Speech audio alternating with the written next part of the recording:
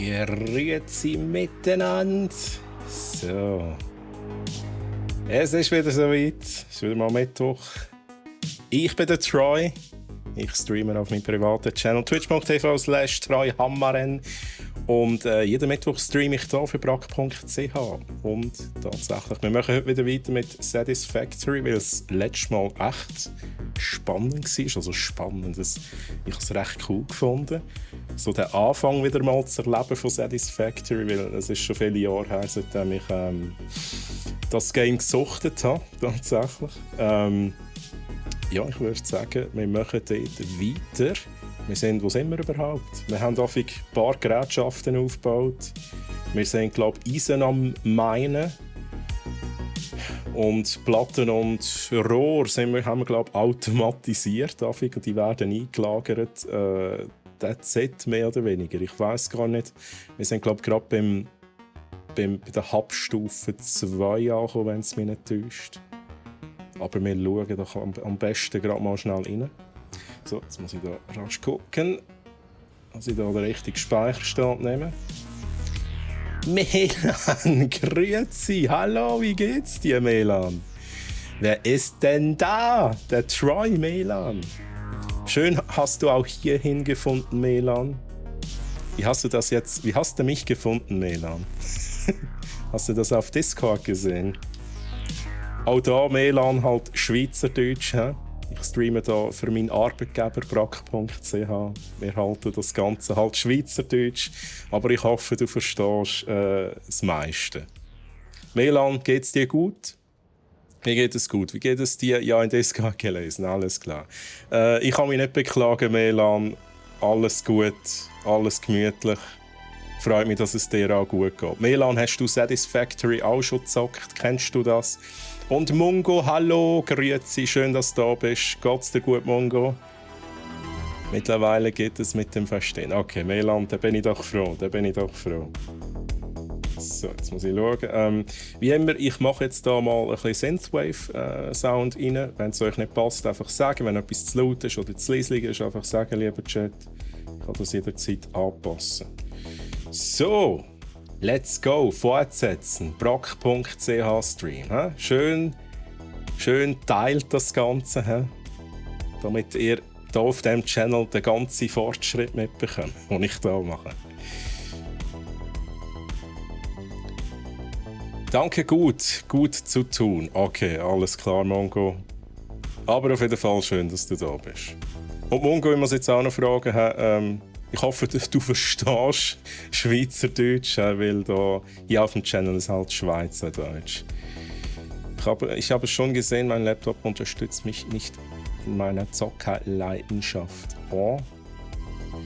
Brauchst du ein neues Gerät, Melan? Gut, du wohnst in Deutschland und kann ich dir jetzt schlecht was von brack.ch empfehlen? Geht halt leider nicht.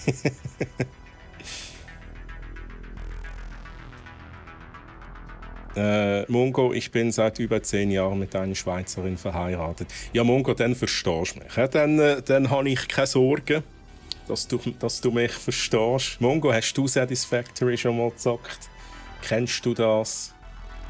Wie gesagt, ich habe das vor vielen Jahren mal ausgiebig gezockt. Ich habe gedacht, hey, ich schaue jetzt da wieder mal rein. Es ist einiges gegangen. Wir sind aktuell bei Update 5 angelangt, gleich kommt Update 6 raus. Ich glaube, ich habe dort damals noch irgendwie Update 3 oder so gezockt. Und wir sind da ganz am Anfang. Also, ihr seht da ein bisschen, und ich erkläre so gut wie es geht, auch immer ein bisschen, was ich mache und wie der Anfang ist. Ja. Bin gespannt zum Schauen. Okay, das freut mich doch. Massi, grüezi, Troy, my friend. Ja, Massi, my friend. My friend, Massi. Wie geht's dir, Massi? Alles gut? So, jetzt muss ich noch schnell schauen, dass wir hier alle Sound haben im Spiel. Check. Musik ist, glaube ich, etwa gut. Sonst einfach melden. Jetzt muss ich noch einen Schluck Kaffee nehmen. Bist du am Arbeiten? Ja, Massi. Zu dieser Uhrzeit ist man halt damals noch am Arbeiten. Aber ich hoffe, du hast es nicht stressig, Massi. Ich hoffe, es ist alles gut bei der Arbeit. Übrigens, looten kann man viel in diesem Spiel. Irgendwann muss man es einfach automatisieren. Hast du Little Nightmares fertig gemacht? Yes, Masse habe ich gemacht. Little Nightmares 1 habe ich durch. Und der Plan ist, dass ich tatsächlich nächsten Samstag 2 anfange. Ich bin mir noch nicht zu 100% sicher, weil ja, ich werde nicht zu lang streamen am nächsten Samstag, weil am Sonntag muss ich noch jemanden nennen. Muss da an so einen Ort, wo der Masse auch ist. Und der soll es nicht bis um 4 Uhr am Morgen gehen. Und darum schaue ich mal. Aber wahrscheinlich fange ich an mit Little Nightmares 2. Aktuell leider schon neues ERP am Simulieren. Oh, ERP simulieren. Das klingt super spannend. Das ist gar nicht mein Bereich, ich kenne mich leider nicht aus, aber auf jeden Fall viel Erfolg mit dieser Simulation. Ich hoffe, es läuft alles gut. Und wenn nicht, ist es zum Glück nur eine Simulation.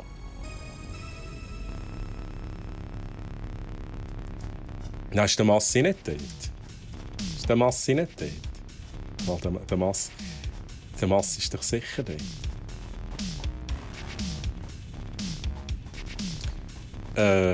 Also ich weiß nicht, ob ich da immer aufpassen mit Werbung gemacht habe. Ich sage auch not wheel. Not wheel. So, also ich gehe mal schnell durch. Wir haben 2 Miners. Wir sind 2-mal am Eisen abbauen da. Ganz am Anfang haben wir da von Hand müssen abbauen, um die ersten paar Sachen zu bauen. Inzwischen habe ich das wirklich automatisiert. Die Dinger hier bauen das Eisen ab. Wir haben Laufbänder, die zu Schmelzöfen führen. Dort herstellen wir Eisenbahnen herstellen, 2-mal. Das geht weiter zu Konstruktoren. Da stellen wir einerseits Eisenstangen und andererseits Eisenplatten her, die wir hier einlagern. Also so verrückt viel hat es noch nicht gegeben. Aber es läuft ja auch aktuell gar nichts. Was ist auch los? Doch. Aber ich kann deinen Stream nicht schauen am Samstag. Ah, ja, du bist natürlich auch am Samstag dort, Massi. Ja, Massi, merci vielmals fürs Reinschauen. Danke. Ich wünsche dir noch ganz einen schönen Abend und bis zum nächsten Mal. Und spätestens bis am Sonntag, Massi. Bye, bye. Merci für den Lurk-Support. Guckli, was ist denn da für ein geiler erotischer Sex gerade hier? Ja, Guckli. Das ist der Troy. Ich nehme an, du meinst mich. Google, schön, dass du da bist. Geht's dir gut?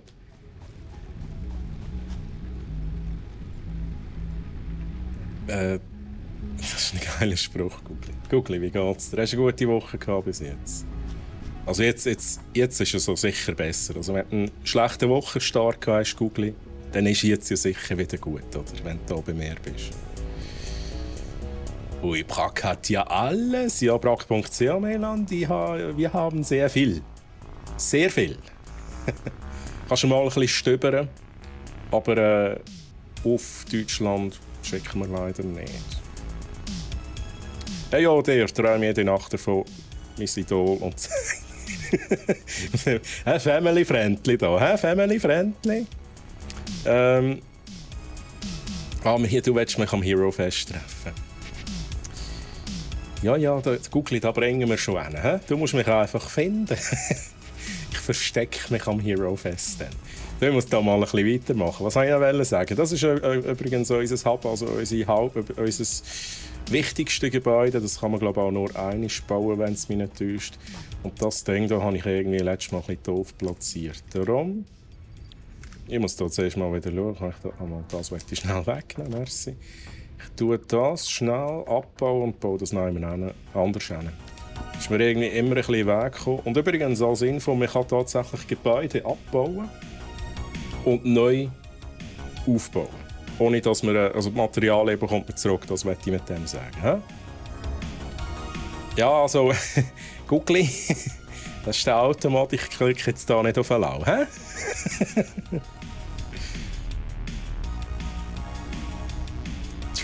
True.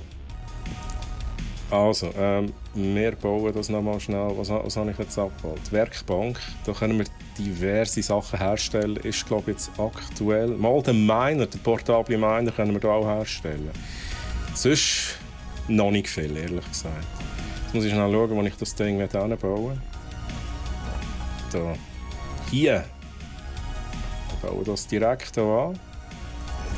Wie gesagt, das ist so ein bisschen wie temporär, weil irgendwann müssen wir alles auf Fundament bauen. Also müssen wir. Mache ich einfach.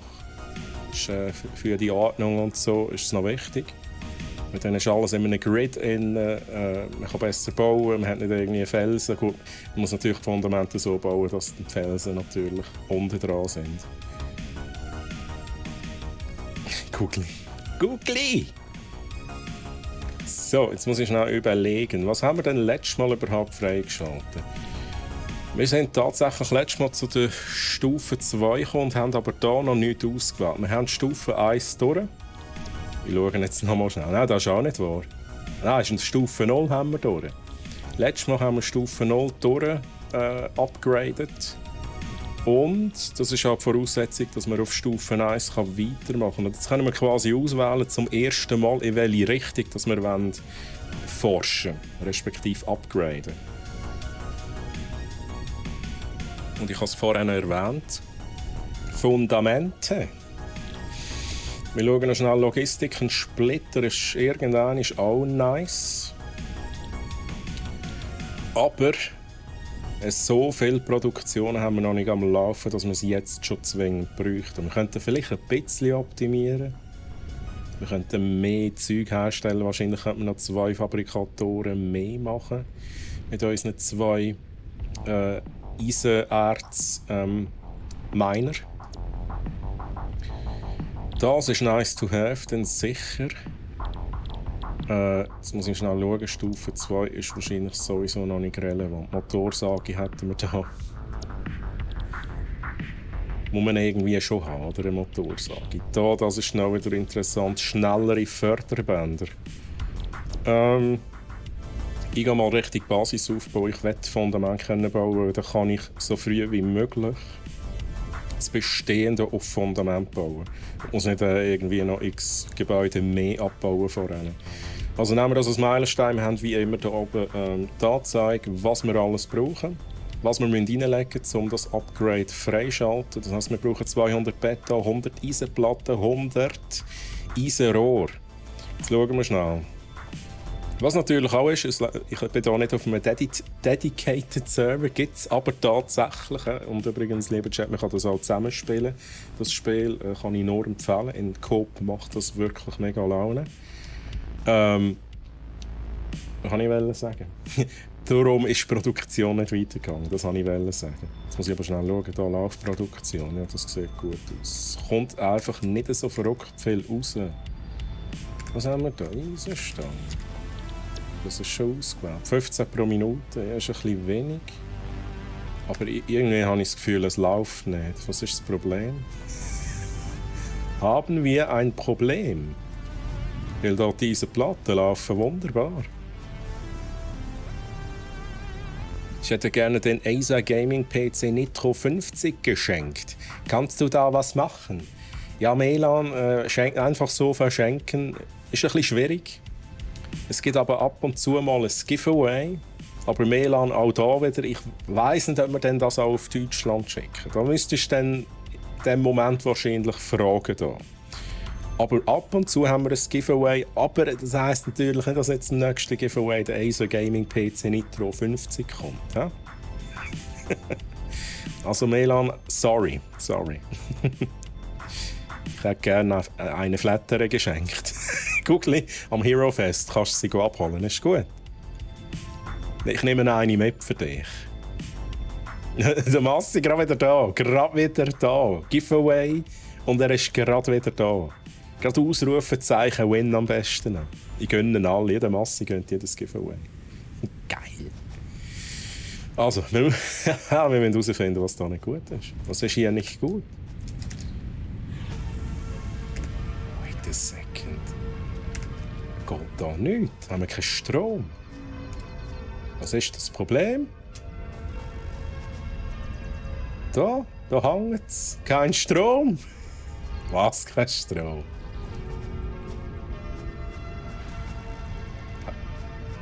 Den habe ich gar nicht verbunden. Wieso habe ich den nicht verbunden? Chat, was ist passiert? Was ist passiert? Ja, das ist nicht verbunden. Geil.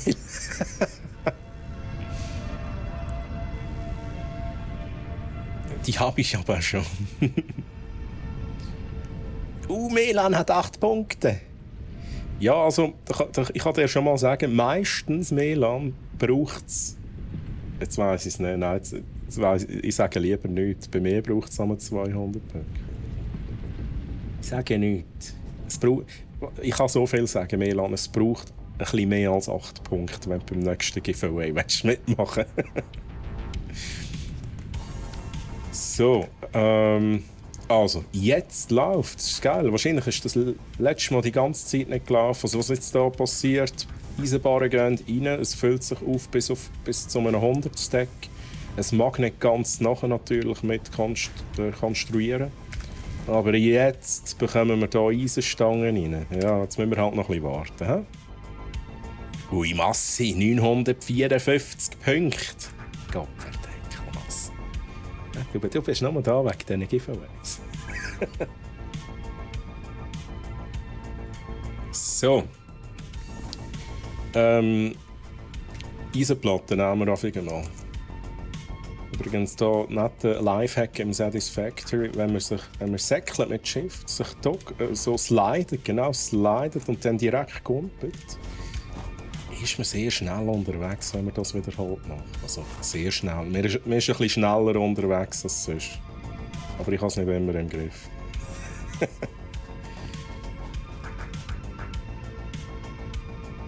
Das ist ein bisschen böse jetzt. Bei dir bin ich immer da. Nein, Massi, natürlich. Das war ja nur Spass. War nur Spass. Hey. Ich weiss doch das. Gut, ich nehme mal 100 Platten als Vorrat mit. Beton müssen wir auf jeden Fall noch machen. Für da brauchen wir noch ein bisschen Limestone. Das haben wir hier hinten. Das sind unsere portablen Miner. Die setzen wir ein, wenn wir halt noch nichts anderes haben zum Automatisieren. Das ist so die erste Stufe von «Hey, wir bauen nicht von Hand ab». Alles im Griff, gut.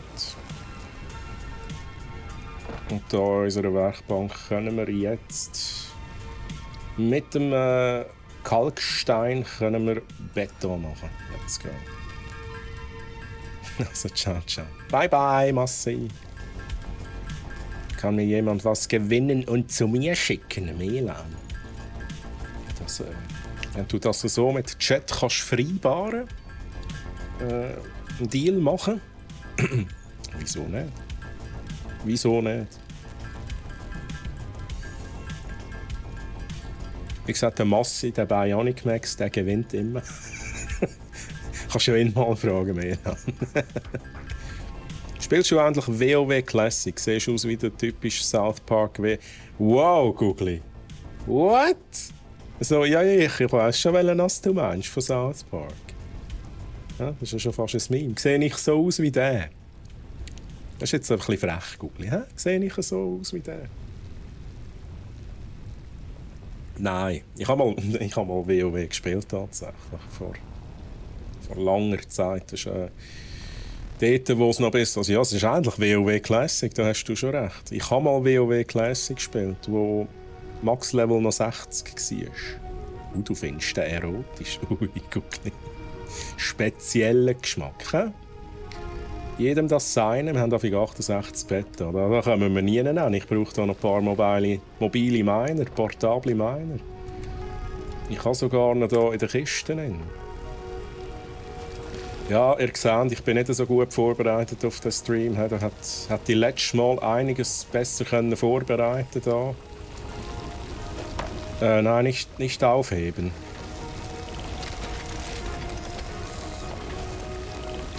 So. Ich finde die übrigens richtig nice, die portablen Miner. Von denen kann man jede Menge hinstellen auf so einem Vorkammer. Man muss halt einfach den manuell rausfischen. Aber dafür geht es recht schnell. Wenn mir jemand was gewinnt, bekommt ganz viel Danke von mir geschrieben. So mit richtig viel A's. So Danke. Ja, sehr schön. Jetzt kommt ja der... wait a second. Wattelk. Das ist auch da schon wieder. Also ist es WoW Expansion, nehme ich an. Aber werden wohl nach einem Monat wieder aufhören.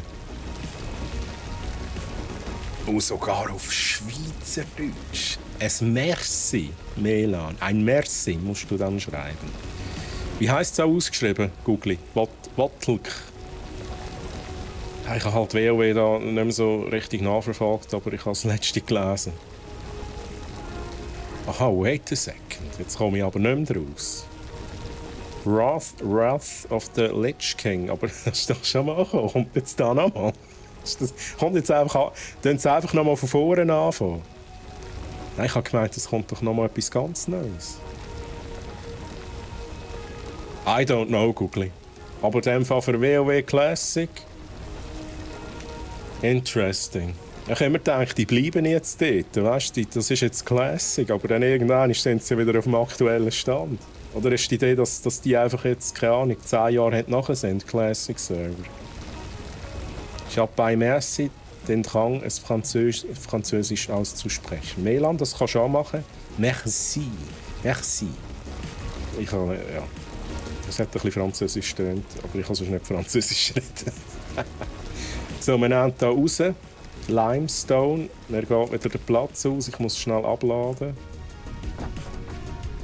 Was haben wir denn da alles dabei? Ja, Eisenerz. Nein, das ist gelagert. Schnell sortieren. Wir haben dabei Blätter. Ja, Blätter ist halt immer ein bisschen doof. He? Beere, ja, zum Essen, wieso nicht? Ich kann hier noch schnell schauen, dass der Strom da gesichert ist. Dann tun wir hier noch ein bisschen Blätter rein. WoW ist eh tot. Ich bin gespannt auf das Riot MMO. Ja, da bin ich auch gespannt. Das ist eh so eine Sache mit MMOs bei mir. Ich würde mega gerne wieder mal ein gutes MMO spielen. Also ich habe wie gesagt mal WoW gespielt, das habe ich mega cool gefunden. Ich habe ESO gespielt, Elder Scrolls Online, habe ich auch recht nice gefunden. Sonst, mal, was ich noch gespielt habe, war das Star Wars MMO. The Old Republic. Das war auch nice. Aber sonst hatte ich eigentlich nie ein MMO, das mich so richtig gepackt hat. Ich habe viele angefangen.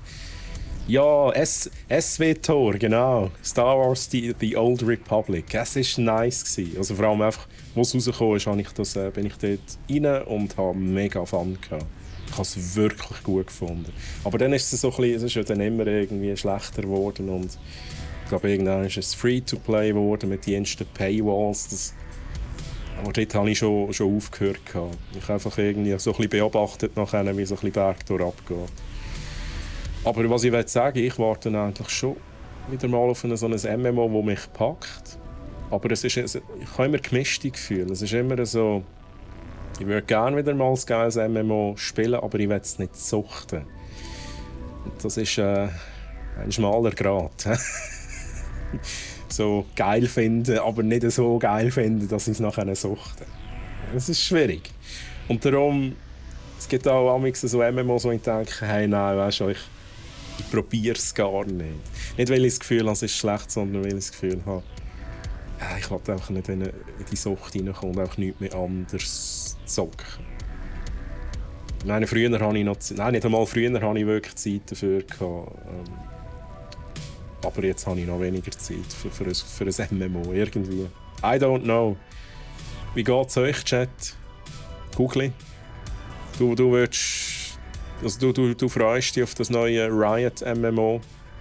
Wäre das auch etwas, was du nachher nonstop suchten würdest, wenn es dir gefällt? Oder bist du auch jemand, wo ihr sagt, hey, ich muss auch aufpassen, he? So viel Zeit habe ich nicht, ich muss noch anders machen? Ja, in der Zeit, als ich hier gelabert habe, hätten wir endlich Beta machen können. Ja, Multitasking und Try. Dann haben wir genug Beta, wir haben sicher genug Eisenplatten, wir haben die schon und wir haben ganz sicher auch genug Eisenstangen. Da könnten wir das Upgrade fahren, da könnten wir schon mal ein bisschen Fundament bauen. Nice! Aber momentan ist alles, was Riot anlangt, Gold. Darum hoffe ich, dass es das wird. Ich will meinen Job können. Also ich habe da ja wirklich auch schon straube Sachen miterlebt. Gell? Das ist übrigens nicht bei brack.ch, nicht in der Firma, wo ich jetzt arbeite. Das war vorher, das war noch zu meiner Lehrzeit tatsächlich, oder kurz nach meiner Lehrzeit. Leute, die sind plötzlich nicht mehr arbeiten. Ich habe gewusst, dass die jede Nacht WoW suchten. Ich habe mich einmal gefragt, ja, wann schlafst denn du überhaupt? Dann sind die, also vor allem ein Fall, ist plötzlich einfach nicht mehr zur Arbeit gekommen. Da habe ich auch gedacht, okay. Wahrscheinlich ist jetzt der beste Loot-Drop im WoW. Und jetzt hat er sich gesagt, okay, jetzt muss ich nicht mehr arbeiten. Nice.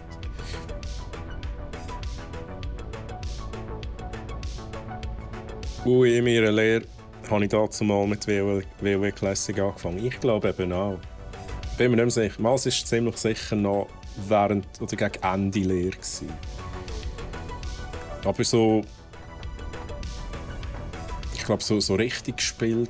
Also ich bin dort schon vorsichtig gewesen, muss ich ganz ehrlich sagen. Ich habe dort schon gecheckt, hey, wenn ich jetzt da nicht aufpasse, dann geht es auf Kosten von meiner Leistung. In der Schule, ja, das habe ich schon nicht wollen. Das habe ich tatsächlich nie gemacht, Google. Aber ich habe das miterlebt bei anderen. Auch bei Kollegen, die dann auch gesagt haben, hey, ich zocke jetzt hier die ganze Nacht durch, gehe noch ein bisschen raiden und morgen mache ich krank. Ich weiss nicht, ob das... Ja, ist halt nicht so eine gute Idee. Ich nenne jetzt keine Namen, wie gesagt, das ist auch nicht von unserer Firma. Ich rede hier nicht von brack.ch-Mitarbeitern. Das war vor vielen Jahren in einer anderen Firma. Also, bin mir neben den Schuhen. Habe ich noch nicht genug Bett da? Das kann ja nicht sein. Wait, Mama, nein, nicht. Wait a sec. 135, ja nein, ich habe noch nicht genug. Was ist das Verhältnis? 2:1. Wir können einfach noch. Das wird jetzt, glaube ich, aufgehen. Beton. 3. Okay, never mind. Dann habe ich es falsch angeschaut. Chat, auf welche anderen Spiele sind ihr noch gespannt, die jetzt dann gleich mal rauskommen? Also, wo zumindest mal irgendwie angekündigt sind. Ja? So wie Star Citizen. Wenn dann irgendein Star Citizen rauskommt, wenn ich im Altersheim bin, lieber Chat, dann geht's ab. Also Star Citizen natürlich, ich weiss, man kann es ja schon spielen. Ich rede von Final und so. Alles fertig und so.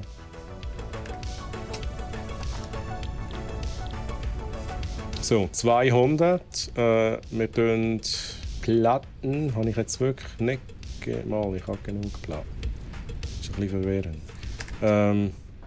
Ich muss noch Stangen holen. Was ist das für eine Frage? Frage. Weil du es gross geschrieben hast, habe ich gemeint, es ist eine Abkürzung. Frage. God of War, ja, also Massi, wir spüren uns. Wir spüren uns, natürlich God of War. Mein Gott, was sonst? Ich habe da ganz schnell alle Stangen rausgekommen. Okay. God of War. Wie gesagt, ich habe es schon mal erzählt, ich habe Collector's Edition vorbestellt. Einfach nur, weil ich den Hammer vom Tor will. Ich brauche den Hammer vom Tor. Ist einfach schon geil, oder? Und natürlich Spiel, ja, das wird sicher geil, oder? God of War. Ich habe tatsächlich alle God of War Spiele gespielt, auch die älteren. Und ich würde jetzt mal sagen, das letzte God of War ist ja so ein bisschen... Kann man dem... Es ist ja nicht ein Remake, es ist ja eine Fortsetzung, aber es ist halt ein neuer Stil, sage ich jetzt mal. Auch ein ganz neuer Game-Stil.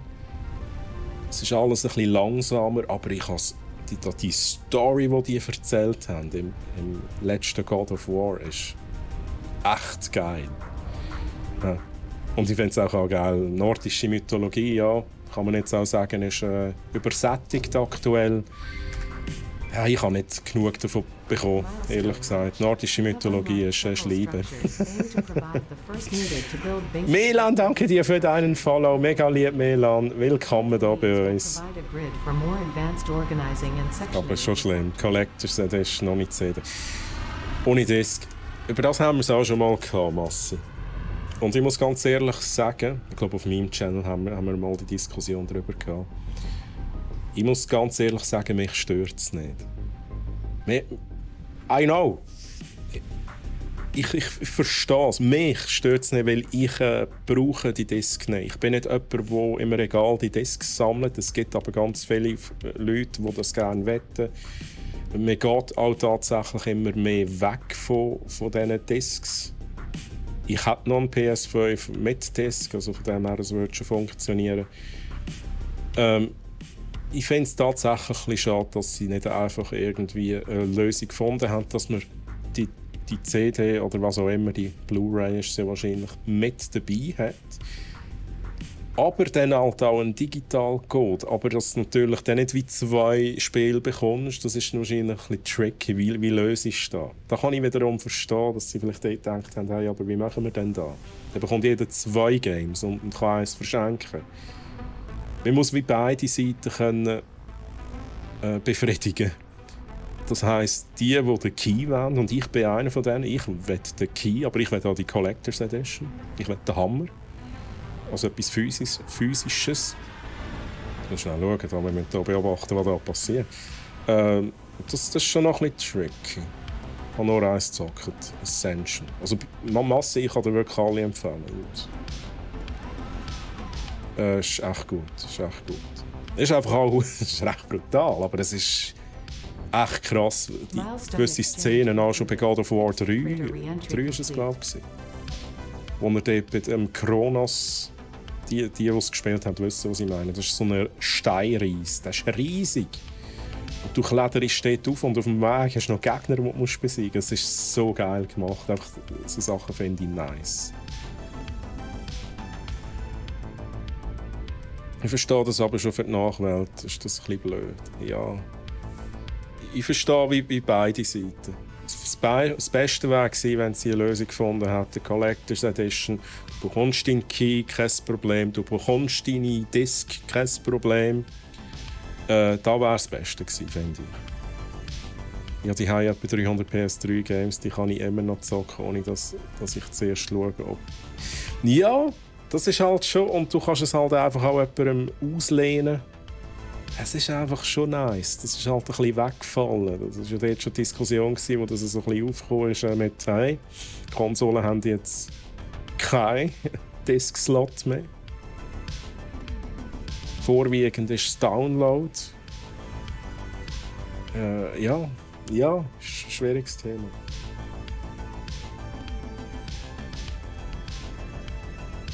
So, übrigens, wir haben jetzt wieder Zeug freigeschaltet. Wir schauen uns das schnell an. Fundamente. Allerliebst.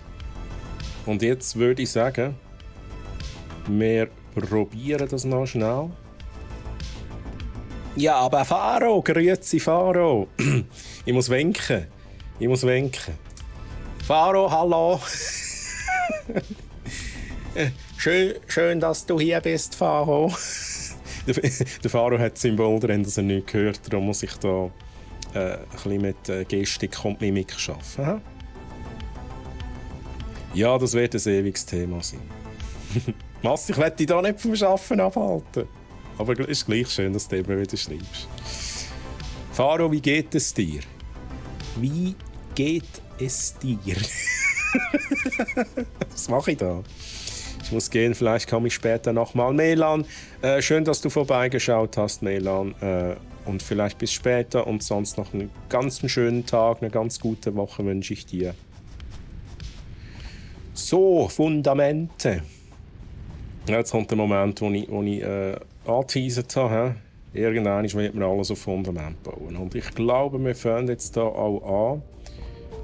Ich muss schnell überlegen. Vielleicht weiss das jemand vom Chat, wie zum Beispiel der Fahrer, der mich nicht hört. Kann man Kalkstein auch mit Gebäude abbauen? Ich glaube es nicht, oder? Jetzt muss ich ganz schnell schauen. Ich glaube, da geht nicht. Was ist schon? Nein. Eisennetz? Nein. Wait a second. Kann ich das einstellen? Ja, dann nimmt er einfach, wann er bekommt. Ja, dann weiss ich es leider nicht. Shit. Ja, nein, das... Ach, das ist schon... Was könnte schon sein, dass wir das automatisieren kann?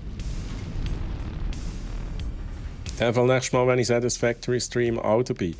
Die Idee ist, Faro, sofern du mich hörst, dass ich bei Update 6 mit dem Techie, aber vielleicht auch mit dir, das würde zocken bzw. streamen.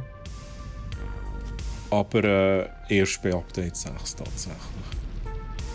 Bye bye Milan, bye! Also. Ich muss es testen. Lieber Chat, ich muss hier was testen. Zuerst mal nehmen wir hier alles raus. Weil Beta brauchen wir wahrscheinlich dann noch ein bisschen. Vor allem für Fundament. Bin mir eben gar nicht sicher, wenn ich die Miner wegnehme, bekomme ich dann den Beta alles Inventar rein. Ich gehe jetzt mal auf Nummer sicher und mache es separat. Miner aufheben. Oh, das hätte ich direkt können machen. Was ich schnell testen will, ist, ob das verheben mit Fundament. Ich brauche Beta und Eisenplatten. Schnell ein bisschen Beta herstellen. Ich versuche schnell einen Miner auf Kalkstein zu machen. Ich bin mir echt nicht mehr sicher, ob das gegangen ist. Das ist auch schon zu lange her. Der Scorpion grüezi wohl. Du kannst alles automatisieren, was abbauen kannst. So viel zu deiner Frage. Ja, du kannst auch Kalkstein abbauen. Merci Scorpion für die Beantwortung von dieser Frage. Dann mache ich das nämlich auch.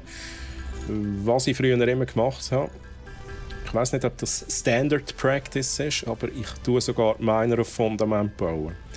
Aber da darf das Fundament nicht zu hoch sein. Scorpion, du weißt sicher, was ich meine. Und darum mache ich das jetzt zuerst mal hier beim Kalkstein, weil dann bin ich auf einer Höhe, wo es wahrscheinlich aufgeht. Ich muss es mal testen. Man muss das tatsächlich nicht zwingend machen. Ich könnte jetzt auch weiterhin einfach auf dem Boden bauen.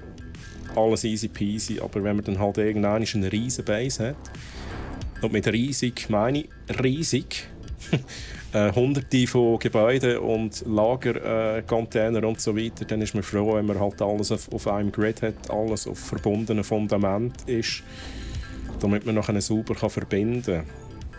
Darum möchte ich da jetzt endlich schon mit Fundament anfangen. Kannst auch ja einfach die dünnen Boden. Okay. Dünn. Ich teste das schnell. Ich glaube, du hast recht. Ich werde nur schnell schauen, ob es mit Dicken wirklich nicht geht. Ich muss da zuerst wieder mal ein bisschen reinkommen.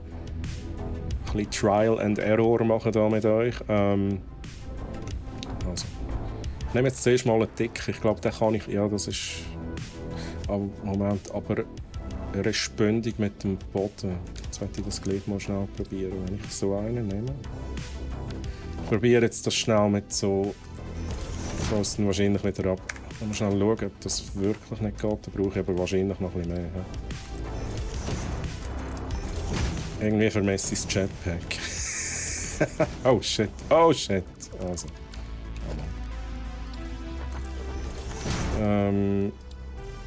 Miner. Ja, das geht tatsächlich. Das ist da, wo ich meine. Ich glaube, so machen wir da.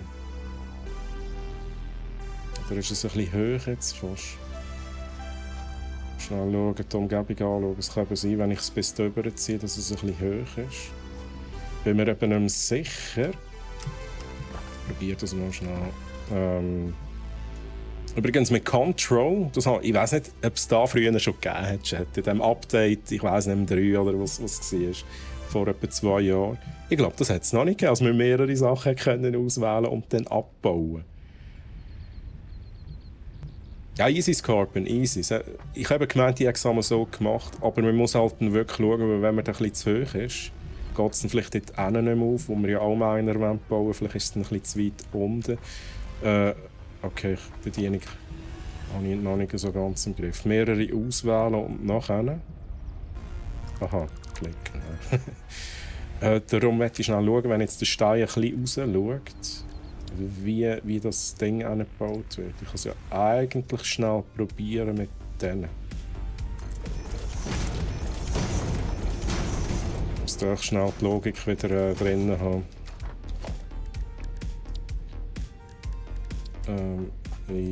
Ja, jetzt ist halt, das ist genau das Problem, dann steht es eigentlich auf den Felsen, aber noch nicht auf dem Fundament.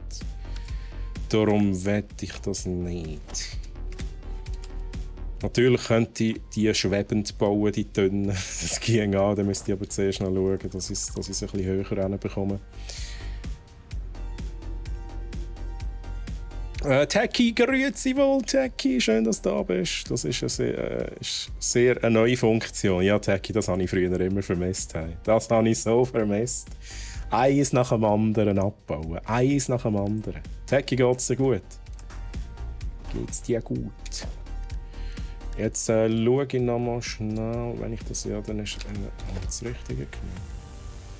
Ich glaube, dann muss ich schon die nehmen. Ich mache das jetzt einmal so. Jetzt fange ich irgendjemand an. Die Frage ist jetzt, wo fange ich an? Wo kommt das erste Fundament hin? Und nach dem einen Fundament richtet sich alles, was ich in diesem Spiel baue, schlussendlich. Ja, das ist eigentlich scheissegal. Ich fange jetzt einfach irgendjemand an. Probieren jetzt das mal. Vielleicht gibt es jetzt hier Pro-Spieler wie der Techie. Ja, das ist schon wieder neben durchgegangen. Das ist mir früher auch immer passiert. Gibt es so Pro-Spieler wie der Techie oder der Scorpion, die jetzt denken, oh mein Gott, Troy, what are you doing? Vor allem so klickst du immer nebendurch. Aber hey, dann passen wir es halt nachher wieder an, wenn es nicht passt. Gut, ich tue einfach mal einen Miner anstellen. Das wäre da. Ich muss mir nachher noch überlegen, wie das Ganze ist. Wohin gehen wir? Wo sind unsere Container? Ich warte in dem Fall noch schnell. Aber ich muss mir wie merken, wo es ist.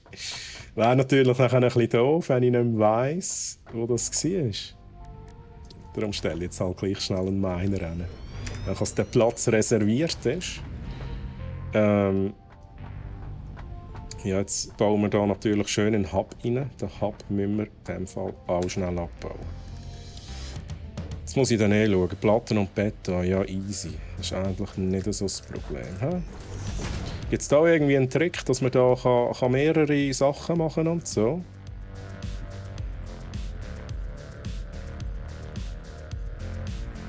Hilfslinie, Schnellwechsel, Baumodus wechseln. Zug, vertikal, was ist denn Zug? Das ist alles Zeug, das neu ist, oder? Oh! Oh! Geil! Genau das wollte ich wollen. Oh, so gut. So gut. Oh mein Gott, das habe ich früher vermisst.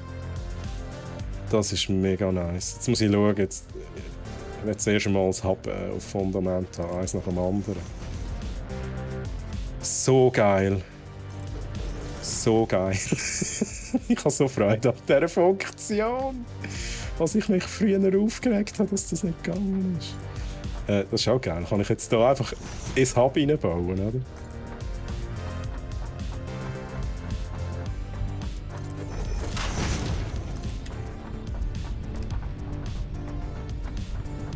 Okay, dann bauen wir nachher den Hub direkt da drauf. Fliegt da schnell der Strom am Tor. Ich habe zu wenig Material. Ich muss noch schnell Material haben. Was fehlt mir? Beton wahrscheinlich. Wait a second. Beton. Beton. Wir brauchen Beton.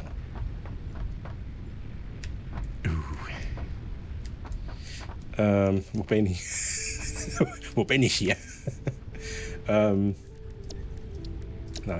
Beton, Kalkstein. Habe ich jetzt nicht genug?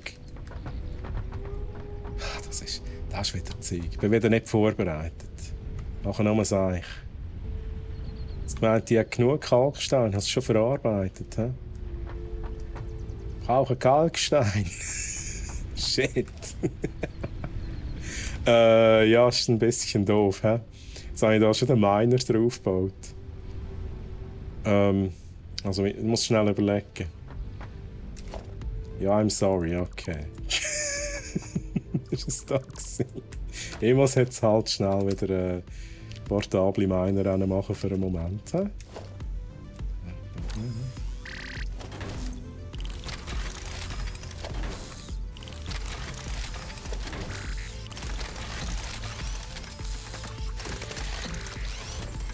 Come on, come on. Also, machen wir da schnell so. Ja, das ist auch gut, dann wissen wir, es ist da. Das ist eigentlich wunderbar, dann muss ich keinen Miner draufstellen für einen Moment. Und dann können wir das Material, das wir brauchen, dann halt noch schnell von Hand rausnehmen. Jetzt muss ich schnell warten. Wobei vielleicht reicht es schon, die paar Fundamente zu bauen mit dem, was wir hier haben. Ich vergesse bei diesem Game sehr schnell, dass es schon immer und immer noch Early Access... das ist true. Das habe ich aber schon damals, vor 2 Jahren, ist mir das überhaupt nicht wie Early Access vorgekommen. Ich finde, es ist recht polished und alles, was noch nicht fertig ist, ist auch entsprechend angeschrieben. Ja, es gibt so Gegenstände. Ich glaube, die sind immer noch Work in Progress, wenn es mich nicht täuscht. So Kristall oder was es ist. Die das schon mal gespielt haben, wissen, was ich meine.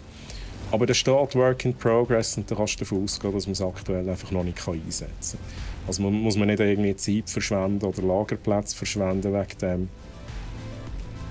Und also, aber alles andere ist also schon sehr sauber in diesem Spiel. Es läuft flüssig. Es hat ab und zu mal Bugs. Ich kann ein paar Glitches ausnutzen. Ja, haben wir tatsächlich auch gemacht.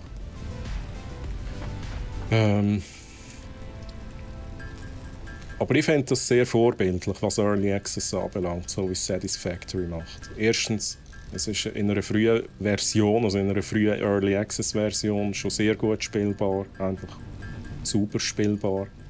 Es kommen immer Updates, vielleicht nicht so super häufig, aber wenn eins kommt, dann ist es einfach riesig.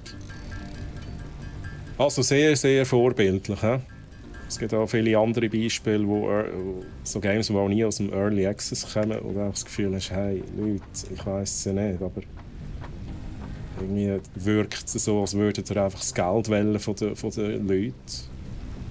Und stellen jetzt da so ein unfertiges Spiel auf Steam oder wo auch immer rein.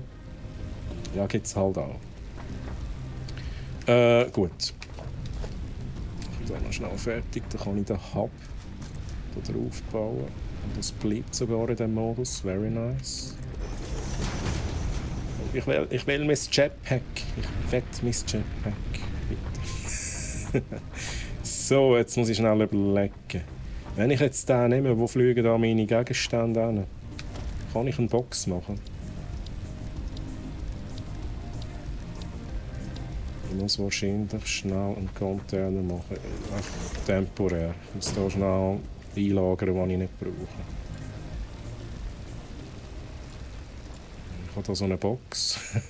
Die muss ich schnell nehmen. Ich glaube, ich muss es so machen. Kann ich nicht einfach alles? Wie ist das gegangen mit alles?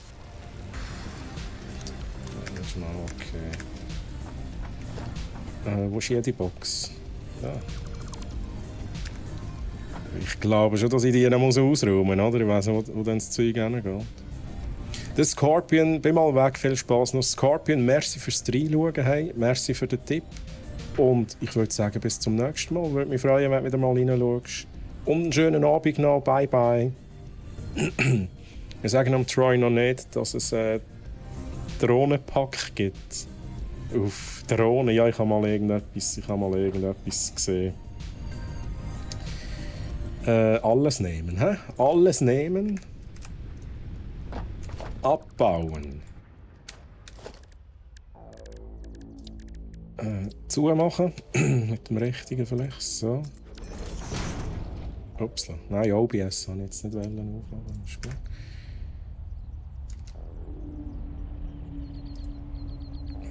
Was habe ich jetzt hier gedrückt? Das ist der Chat weg. Der Chat ist verschwunden. So. Also, das war auch noch die Werkbank, ja. ist auch geil. Also, das ist halt noch ein bisschen unlogisch, dass man so Zeug machen kann, aber ehrlich gesagt, man kann auch sehr geile Sachen machen. Ich habe immer die Tubes, ich rede immer von den Tubes. Der Techie denkt, ja, der Troy und seine blöden Tubes. Die habe ich immer unterirdisch gemacht. Das heisst, die sind in den Fundamenten drin. Das heisst, saubere Base. Und dann habe ich einmal so Eingänge, wirklich so da, wäre so ein Tube-Eingang. Da bist du echt draufgelaufen, dann hat es die einfach reingesogen in den Boden. Vielleicht, irgendwann kommen wir dann noch dort hin, aber sicher nicht heute. Sicher nicht heute. Gut, hab. Und der Vorteil ist jetzt eben genau da, man hat ein Grid. Und ja, das ist auch so viel sauberer. Die Frage ist jetzt natürlich auch, wenn wir jetzt den Hub wirklich wieder hier hinbauen. Wahrscheinlich ja eben nicht, oder? Aber für den Moment baue ich ihn schnell hier hin. Ja. Das ist jetzt wieder so eine Sache. Ich brauche den Hub schnell, weil ich ja manuell Kalkstein verarbeiten. Ich glaube, wir machen hier die ganze Fundamentgeschichte noch ein bisschen grösser und dann entscheide ich mich, wo der Hub schlussendlich hin soll. Ich tue noch schnell Kalkstein komplett durchverarbeiten. Was ist da der Hotkey dafür? Gibt es da einen?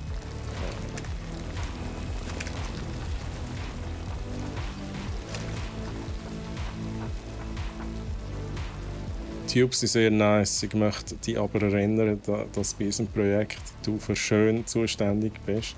Ich müssen wir hier noch definieren, was schön bedeutet. Ja, ich glaube es auch. He? Schön, ja. Es kann sicher etwas zum Gameplay beitragen, denke ich. Nein, nein, Troy, das längst nicht an. Du hast hier dein Gärtchen, das du schön pflegen. Wir machen den Rest.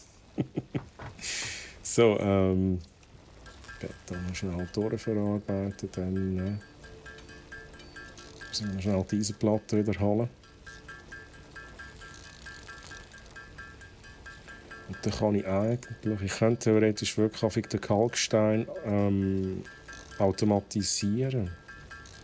Es ist noch ein bisschen früh. Ich glaube, es geht schnell mit mobilen Miner und wenn ich da von Hand das zusammenklopfe.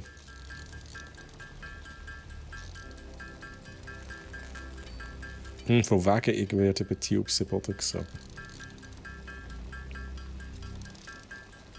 Mehr? Oh, wait a second. Das komme ich nicht raus. Aha, mehr von wegen, ich werde... Aha, jetzt komme ich raus. Nein, das ist natürlich... Ich habe das, glaube ich, ein bisschen gemacht zum Trollen. Das ist nicht das Standard... Ding. Ich habe nachher wirklich so Häuschen gemacht. Ich glaube, ich kann mir Häuschen sagen. Einfach so kleine Häuschen mal. Mit so rundum hast du so wie, es sieht aus wie bei Star Trek. Wirklich, so sieht es aus. Also die Tubes waren nachher oben und du bist unten gestanden. Es war immer angeschrieben, wo es hingeht. Und dann bist du einfach unten gestanden und hast die aufgesogenen Tubes rein. Ich habe das tatsächlich meistens so gemacht. Und dann ist das Tube-System doch vorwiegend oben durch. Man kann es tatsächlich in den Fundamenten machen, aber es ist irgendwann dann auch echt zu mühsam zum Bauen. Weil du musst nicht mehr wieder das Fundament wegnehmen, das Tube-System ein Fundament wieder rein oder drauf oder drüber.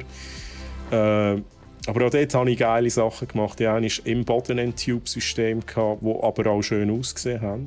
Du kannst ja Glasplatten machen irgendwann. Du kannst dir vorstellen, dass dann da so wie so die Linie aus Glas war und unten hast du wieder 3 Tubes gesehen. Das waren die Transport-Tubes. Also hast du immer gesehen, wenn einer zu fliegen kommt. Ja, so Zeug finde ich dann halt eben schon noch geil, oder? Das ist eben dann schon noch nice. Und zudem, wenn du nachher 20 Stück hast bei deiner Base, dann, ich meine, dann ist ja, wenn ich sage, Tubes sind im Boden drin, sind sie immer noch in der Luft schlussendlich. Einfach im 15. Stockwerk. Genau, noch schnell überlegen, was habe ich jetzt gemacht? Ich gehe immer wieder aus dem Konzept. Ich muss noch schnell hier aufräumen. Ich brauche meine Platten. Ich nehme das. Den Rest brauche ich aktuell nicht. Das brauche ich nicht. Das brauche ich nicht. Das brauche ich nicht. Das können wir noch schnell auffüllen. Heilen müssen wir im Moment nicht. Kabel brauchen wir sicher noch für den Strom. Also, jetzt Strom ist natürlich tot. Aktuell läuft hier nichts. Oh! Ich weiss, woher die Blätter kommen. Ich weiss, woher sie kommen. Wie kann ich splitten? Ist das schon wieder gegangen? Oh, jetzt habe ich es auch nicht gebraucht. Nein, jetzt habe ich es nicht mehr gebraucht. Ja, irgendwie so dann. Tu mal schnell das machen. Okay, nehmen wir alles zurück, wir müssen es nicht besprechen. Du machst das schön. Ich finde das eben schon, ich finde das recht wichtig. Und dann habe ich Freude daran. Ich hoffe, die anderen, die dann mitspielen, haben damit auch Freude. Ausser die denken, der Troy und da seine visuellen Spielereien, da auch niemandem etwas bringen. Oder? Gut, also, wir machen weiter mit Fundamenten. Haben wir genug? Ja. Ein bisschen. Da müssen wir noch nicht zumachen. Ich werde mir schnell die Platte holen.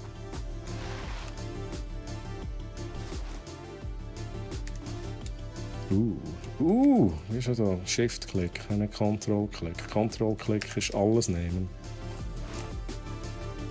Ja, fast. Gut, jetzt würde ich sagen... Am besten tun wir auch mal das Bestehende auf Fundament aufbauen.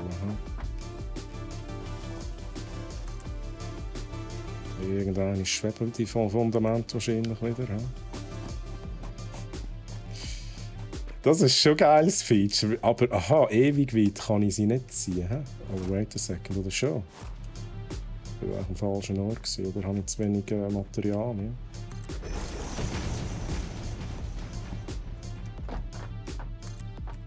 Das sieht schon so aus. Ja, das ist so wie früher. Nebendurch klicken.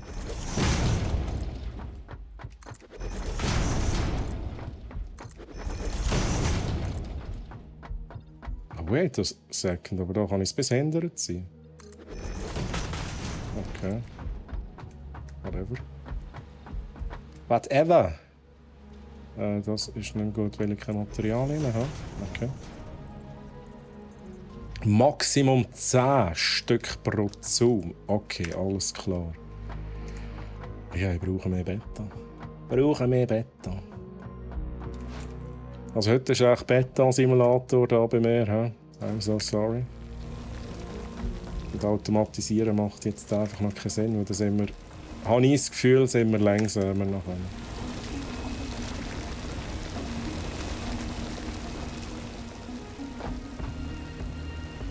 Also schnell überlegen, da unten war ja auch noch etwas. Jetzt nochmal schnell da oben. Kupfer war da unten. Ja. Schnell gucken.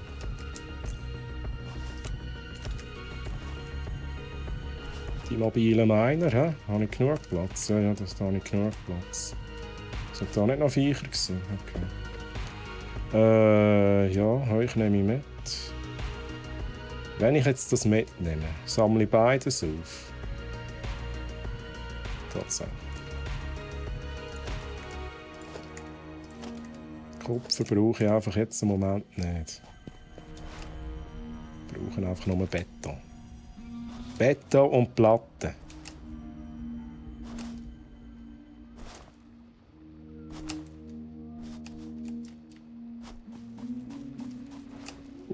Nüssli. Den brauche ich im Moment nicht. Dann ist es auch unter dem Fundament, oder? Machen wir hier noch ein paar mobile Miner, ganz einfach. Nein, ist nicht da, wo ich wollte.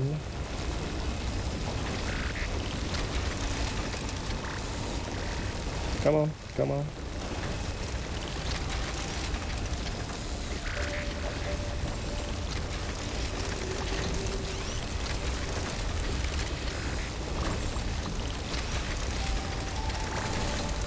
So. Lieber Chat, hier ist unsere Kalksteinproduktion. Das ist geil.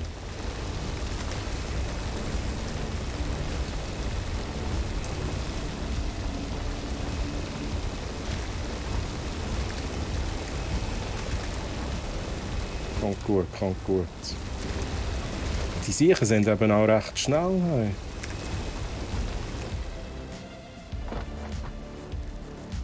Beton. Der Platz. Ja, Maus geht auf.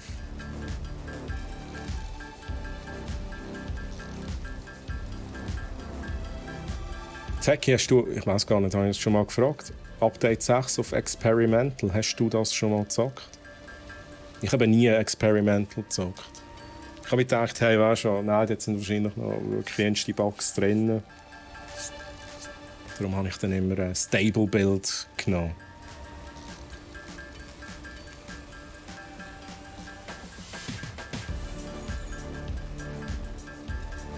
Hast du auch noch nie hineingeschaut? Also ich hoffe natürlich, dass mit dem Update 6, sofern wir dann da wirklich auch mit dem Safe Game weitermachen, was ich eigentlich schon gerne würde wollen, sofern ich das dann auch noch wirklich bis dann streamen auf dem Channel. Ich hoffe dann eben, dass es wirklich verhebt. Weil es ist, ich weiß aber nicht mehr, ob das irgendwie Update 4 war, das mal gekommen ist, oder vielleicht auch Update 3. Auf jeden Fall ist ein Update gekommen. Da haben sie die Map mal verändert und unsere Base war auch stellenweise auch in der Luft. Das ist dann halt ein bisschen doof. Man kann es immer noch brauchen. Doof ist dann auch, wenn du auch Berge hast, dort wo mal irgendwie ein Teil von deiner Fabrik war. Ja, das ist dann auch nicht doof. Die kannst du nicht einfach wegmachen. Darum hoffe ich, dass sie dort nicht wieder etwas bringen, wo halt bestehende Safe Games ein bisschen kaputt machen. Ja, true. Das machen wir zusammen, haben wir gesagt, Zeki. Aber lieber Chat, das seht ihr dann aber eher auf meinem Stream und auf dem Channel vom Techie oder von wo auch immer, Rockstopia. Genau, die Updates mit dem Gelände und der Flüssigkeit, da hat Safe Games eigentlich nicht mehr spielbar gemacht. Ja. Ja, das ist genau dort. Das ist das Update mit der Flüssigkeit. Das ist oh mein Gott. Gerade der PTSD, das Wasser-PTSD in diesem Spiel. Also lieber Chat, man kann irgendwann Pipelines bauen. Pipelines kann man unter anderem für Wasser brauchen. Man kann es glaube ich auch für Öl brauchen. Einfach Flüssigkeiten. Und dann war es so, dass das Kohlekraftwerk gekühlt werden neu mit Wasser. Das war mal das erste Problem. Das haben wir irgendwie in den Griff bekommen, nach vielen Stunden. Das ist auch wieder eine neue Game-Mechanik dabei mit Wasser und Steigung. Und du musst zusätzliche Pumpen machen, damit die Steigung darauf kommt. Mein Gott. Aber das Geile war wirklich, dass es bei uns immer so einen hohen Teufelskreis gegeben hat. Bin mir gar nicht mehr sicher. Wenn irgendetwas schief gelaufen ist, der Strom geht raus, zum Beispiel, kann ja passieren, hängst die falsche Stromleitung ab, musst irgendetwas Neues bauen, Strom schnell weg. Hat also das Wasserkraftwerk einen Moment lang kein Wasser mehr gepumpt. Und dann haben wir den Strom wieder angeschlossen und dann fängt der hohe Teufelskreislauf an. Das heisst, das Kohlekraftwerk hat immer wieder mal so eine Leerphase, weil die Pipelines nicht ganz voll sind. Und dann geht der Strom wieder raus. Weil der Strom wieder rausgeht, haben wir wieder einen Unterbruch bei den Pumpen und das immer weiter. Du bist immer die ganze Zeit den Strom wieder am Einschalten und dann geht er wieder raus. Also es gibt eine Lösung dafür natürlich. Man muss auch schauen, dass man zuerst halt die Pipelines wieder voll bekommt. Aber das war so mühsam, bis wir das endlich begriffen haben. Wow.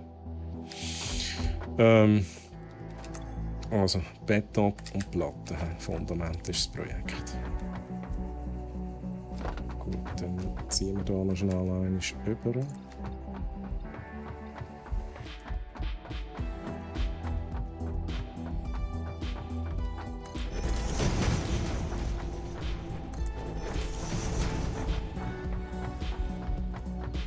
Das macht das Leben einfach so viel einfacher mit dieser Zoom-Funktion. Das ist echt unglaublich. Ja, da ist jetzt halt... steht gerade still, darum der kommt weg. Strom brauchen wir aktuell auch nicht.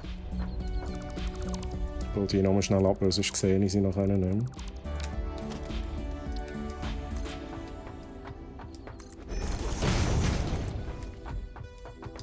Bevor ich da jetzt... Ich muss wahrscheinlich wirklich schauen, dass ich hier den Miner bauen kann, bevor ich jetzt hier alles fertig mache. Vielleicht ist es eben zu hoch. Das ist eben schon noch möglich. Es geht. Es geht. Nice. Same bei uns, ja, Geteki. Das ist so... Wow. Das war echt zum Kotzen gewesen. Und wir haben so lange nicht begriffen, was wir falsch machen. Also du kannst dir vorstellen, wir haben Stunden verbracht, bis wir mal endlich gecheckt haben, dass die Pipeline einfach das Wasser schon mal liefert.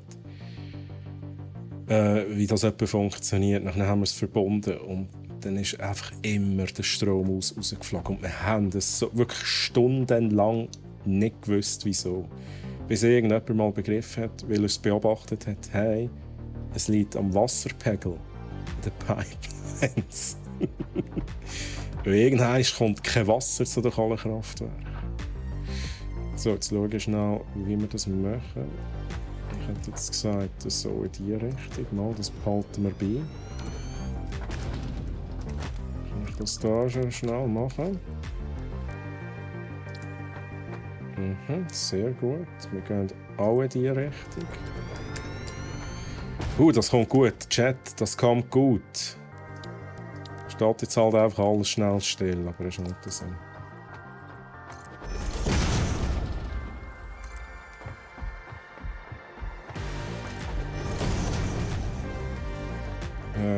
Da schnell abbauen. Habe ich da jetzt etwas vergessen? Das schnell wegnehmen. Gut.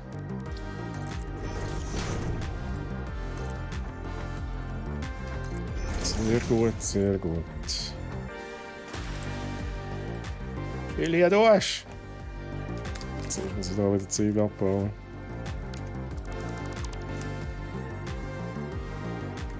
Come on. Nein! Nein! Jetzt schnell weg. Ich will hier keine Teile unter dem Fundament haben.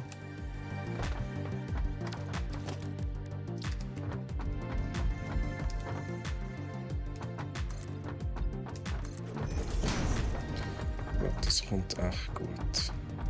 So weit zufrieden, wie das aussieht. Also, es sieht ein bisschen straub aus, ja, aber dann können wir alles noch schnell aufnehmen.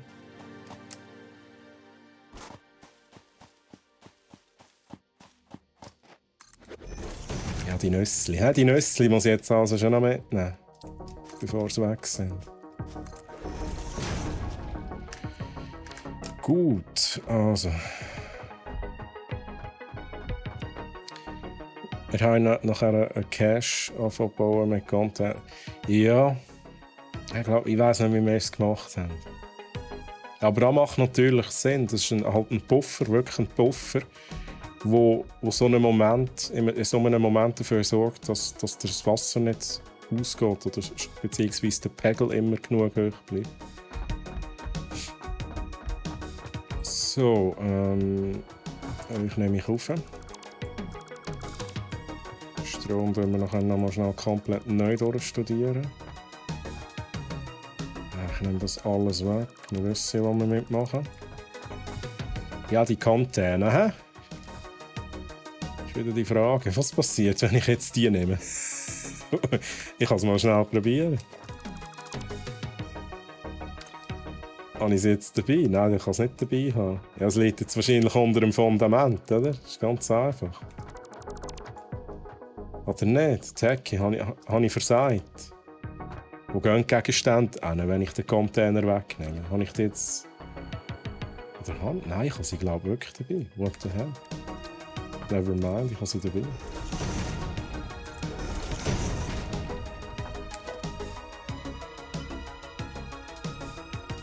Ja, ich glaube, es hat gerade noch gelangt. Es hat gerade noch gelangt. Ich muss aber hier schnell ein bisschen abladen jetzt. Okay, never mind. Wir zuerst neue Container bauen. Temporäre Container. Ich schaue jetzt nicht, wo ich die hinbaue. Die bauen wir nachher sowieso wieder ab. Da kommt schnell weg.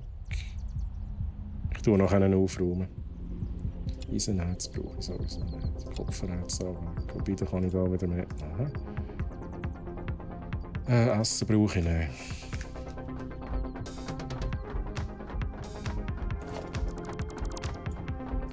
go. Schnell den Check machen. Ja, wir haben es dabei. Let's go. Also, ich denke mal, ist nicht schlecht. Für einen Anfang. Man muss x-mal umbauen. Also, lieber Chat, ich glaube, man kann sich da noch so viele Gedanken machen. Irgendwann muss man expandieren und dann kommt alles wieder noch jemand anders hin. Ausser die Miners, die bleiben halt dort, wo sie sind. Darum würde ich sagen, ich überlege mir jetzt schnell eines, wo ich den Hub will. Da hinten ist eigentlich schon nicht schlecht.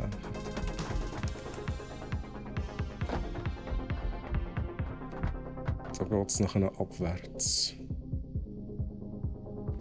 Gut, ich mache jetzt das so. Eines ziehe ich hier ein Fundament hinterher.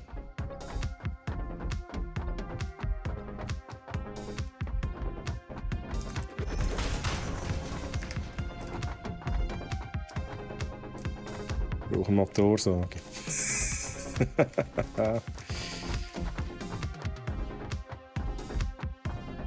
Also gut, dann würde ich sagen, den Hub tun wir da. Wobei, das ist eigentlich auch ein guter Ort.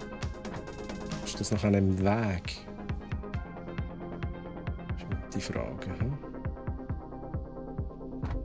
Ja, ich bräuchte wirklich eine Motorsage, weil ich wollte in meinem Hub sicher keine Pflanzen haben. Also egal, wir stellen den Hub schnell ein bisschen weiter rüber. Jetzt schnell schauen, wo haben wir den Strom auf welcher Seite. Das sagt da nicht, also auf dieser Seite ist der Strom.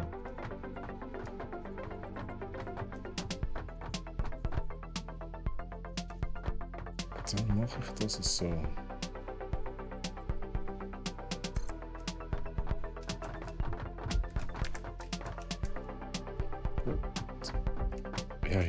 Ja. Nein, jetzt ist es verkehrt. Es ist verkehrt, jetzt ist der Strom auf der falschen Seite.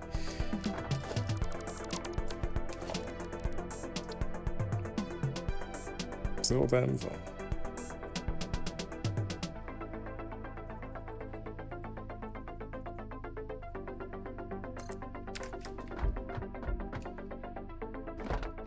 Okay. Oh. Das habe ich gar nicht gewusst, dass das passiert. Ist aber eigentlich noch sexy. Ist eigentlich noch easy. Ist nicht unbedingt schwebend, aber wir könnten dort noch Fundament ergänzen. Also gut, jetzt aber den Strom haben wir auf dieser Seite. Das heisst, da schnell Blätter reinmachen.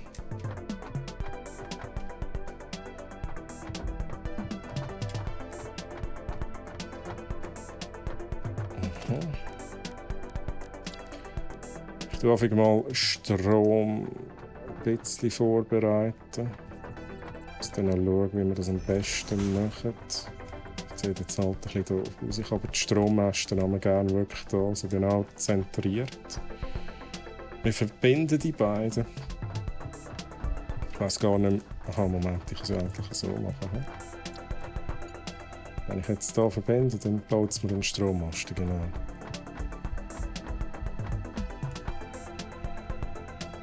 Es ist halt manchmal auch ein bisschen Perfektionismus. Da ist jeder ein bisschen anders. Ich bin tatsächlich ein Perfektionist. Sonst kann sich darüber streiten, wie perfekt das ist, was ich hier genau mache. Aber für mich muss es einfach sauber sein.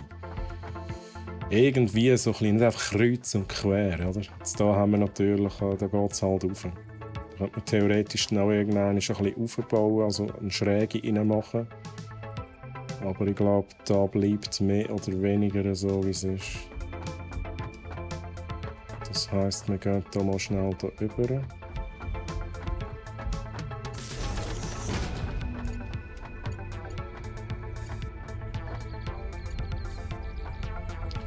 Ja, ich muss den Rest noch hinbauen, verdammt.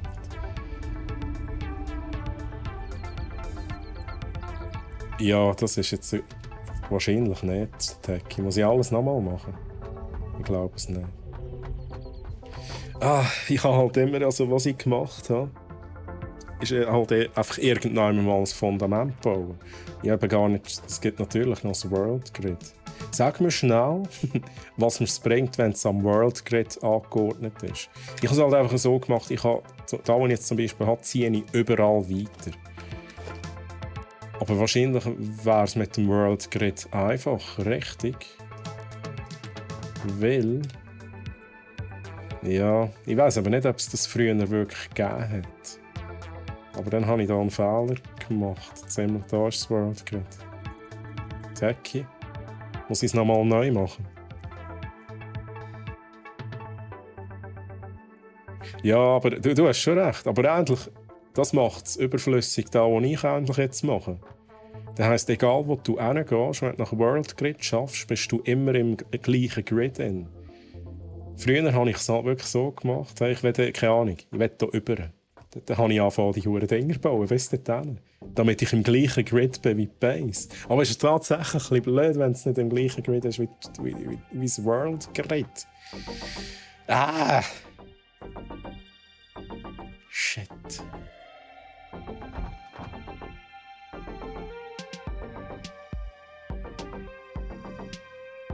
Ja, dann ist das auch etwas Neues, ja? Das ist auch etwas Neues. Jetzt. Also. Nein, das ist eigentlich schon ein bisschen blöd. Das ist echt, also ich finde es eine geile Funktion, aber es ist jetzt echt blöd, dass ich das anders baut habe.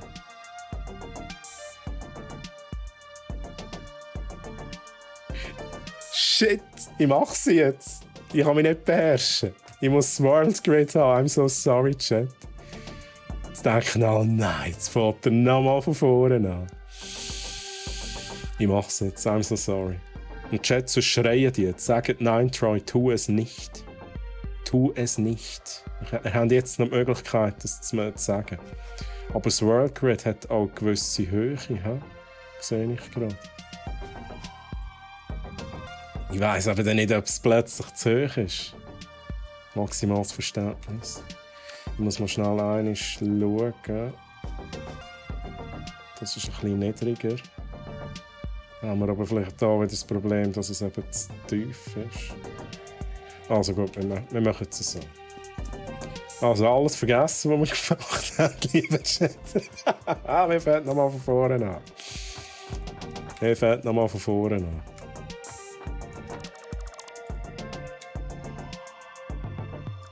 Was ich schnell checken will, ich kann den einen wieder abmachen, ist, ob es aufgeht. Und das jetzt da. Ah, geil, da ist noch etwas vorgekommen. Geil. Da haben wir auch gerade nicht. World Grid, hä? Ist irgendwann mal dazugekommen. Geile Funktion. Was das Wichtigste ist, wir müssen wissen, gerade am einen draufbauen können. Oder ob wir noch eins runter müssen. Übrigens, das ist da, was passiert. Also wenn wir eben einfach zum Verständnis, die jetzt nicht checken, hey, was ist da mit Grids und wieso ist das so wichtig? Also angenommen, die bauen hier die erste Base. Also, wenn ich es jetzt hier gemacht habe, dann haben wir hier 2 Kilometer weiter hin das nächste Vorkommen. Irgendwann verbindet ihr die beiden Sachen, weil auch die Base wird irgendwann riesig, oder? Und dann haben wir irgendwann den Moment, wo die Bases zusammenkommen. Und dann, spätestens dann, regt ihr euch auf, weil es einfach nicht sauber ist. Darum jetzt hier die World Grid Funktion verhindert genau das. Wir sind immer im gleichen Grid in. Was eben schon geil ist. Wait a second. Oh shit, okay. Ja. Es ist ja so, wenn ich das jetzt vermutet habe, wir sind zu hoch. Es ist zu hoch für den Miner. Das heisst, wir müssen runter. Jetzt wird es interesting. Jetzt wird es echt interesting. Das heisst, nochmal abbauen. Und lieber Chat, das gehört tatsächlich auch zum Spiel dazu, dass man baut, abbaut, wieder baut. Ausser die denken, weißt du, das ist scheissegal, Hauptsache es funktioniert. Dann kann man es schon machen. Dann kann man ein bisschen freestylen. Jetzt mache ich das so, ich nehme die als Höhe. Schauen, ob ich... gleich nochmal die Kann ich da nicht sagen, ich werde noch ein bisschen runter. Vorhin ist doch das gegangen. Nein. Ah, shit.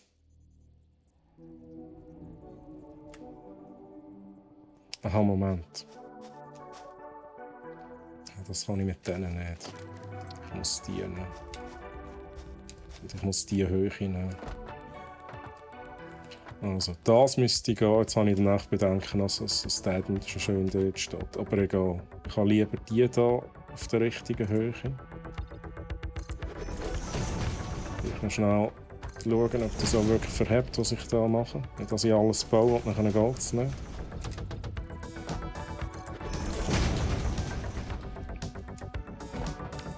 Stellen wir uns vor, jetzt kommt irgend so eine Satisfactory Pro in dem Moment hin und denkt so, oh mein Gott, was ist da für ein Noob? Wie baut denn der? Was tut der denn da?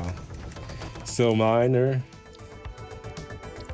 Jetzt, da snappt es, das wollen wir. This is the way.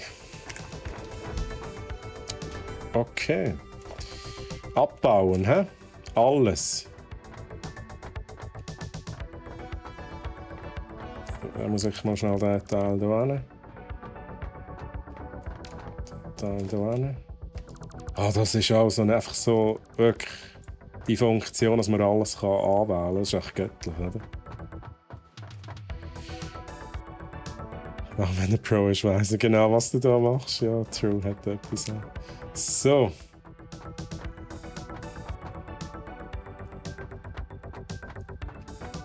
Wie viel kann ich da endlich auswählen? Unendlich. Unendlich. Einfach alles, weißt du, stell mir so vor, hast du die riesen Endgame-Base und dann wählst du alles aus, stundenlang. Und dann drückst du auf Löschen. Dann stürzt wahrscheinlich das Spiel ab, oder? Troll auch eher, wenn man es nicht so kennt. Ja. So, ja. Eigentlich alles weg. Ja.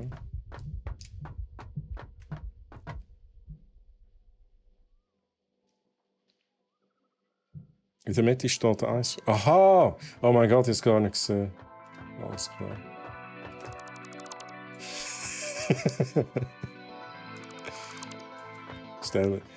Ich weiß gar nicht, im Coop sieht man, wenn jemand das macht. Also sieht man die Vorauswahl, was man löschen will. Stellen wir uns so vor, um irgendwie den Kollegen zu trollen. Du wählst die ganze Base aus und sagst dem Kollegen, schau mal, jetzt musst du gut schauen. Dann ist auch alles weg. So, ja, da habe ich, muss schnell schauen. Da habe ich wenig Platz. Ich muss zuerst mal wieder Fundament bauen. Da. Das nehmen wir noch schnell weg. So. Eins nach dem anderen da. So, World Grid. Bester Freund der World Grid. Ich frage mich jetzt gerade. Die sind gleich teuer, das stimmt. Aber ich mache jetzt hier gleich die hier hin. Ich habe einen Nanox. Nanox! Grüezi Nanox! Hallo, geht's dir gut, Nanox? Alles klar?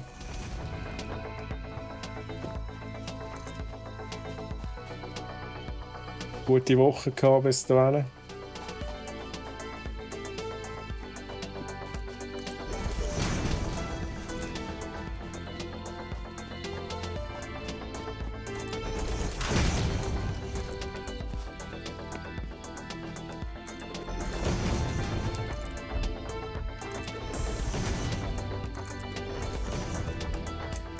So.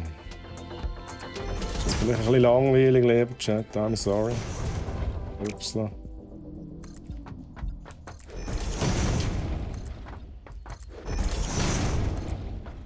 Okay, let's go. Mir geht's immer gut, danke Satisfactory. Das juckt mich auch schon lange mal zum Zocken. Nein, Nanox, tu dir's an, probier's aus. Spielst aber nur hier zum ersten Mal.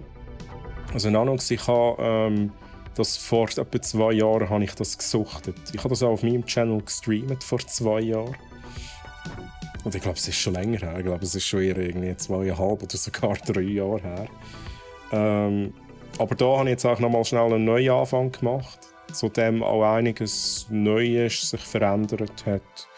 Aber Nanox, ich kann dir es nur empfehlen. Wenn du jetzt zuschaust und denkst, hey, es reizt mich schon noch so ein bisschen aufbauen und so, gib dir das Spiel. Es ist echt gut. Es ist wirklich, und da kannst du Stunden da noch verbringen. Du musst eigentlich eher schauen, dass du dann wieder mal wegkommst vom Spiel. So, meiner, zack. Sehr gut, sehr gut. Kommt gut, kommt gut. Und Nanox, wir haben übrigens jetzt hier die ganzen Fundamente nochmal neu gebaut, weil es gibt anscheinend ein World Grid. Das ist jetzt wahrscheinlich ein bisschen schwierig zu verstehen, das Ganze. Aber das ist das World Grid und wir wollen es am World Grid ausgerichtet haben, das Ganze. Darum habe ich jetzt einfach alles nochmal schnell neu gebaut.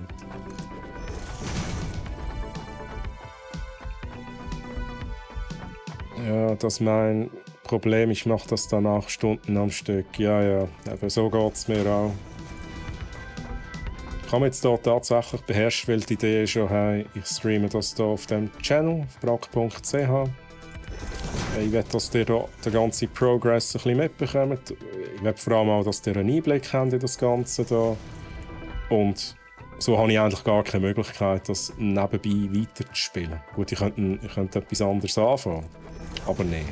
Aktuell noch nicht, da warte ich noch drauf. Techie und ich machen dann da so ein Projekt. Kommt gut, kommt gut. Das Projekt heisst Satisfactory Sucht. Mit Techie. Mit Troy. Also da schnell schauen, ich brauche da noch vielleicht noch ein bisschen Limestone.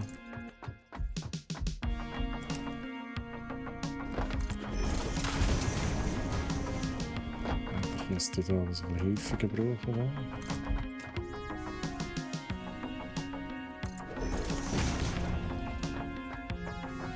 Es ist so, die Steine schauen ein bisschen raus.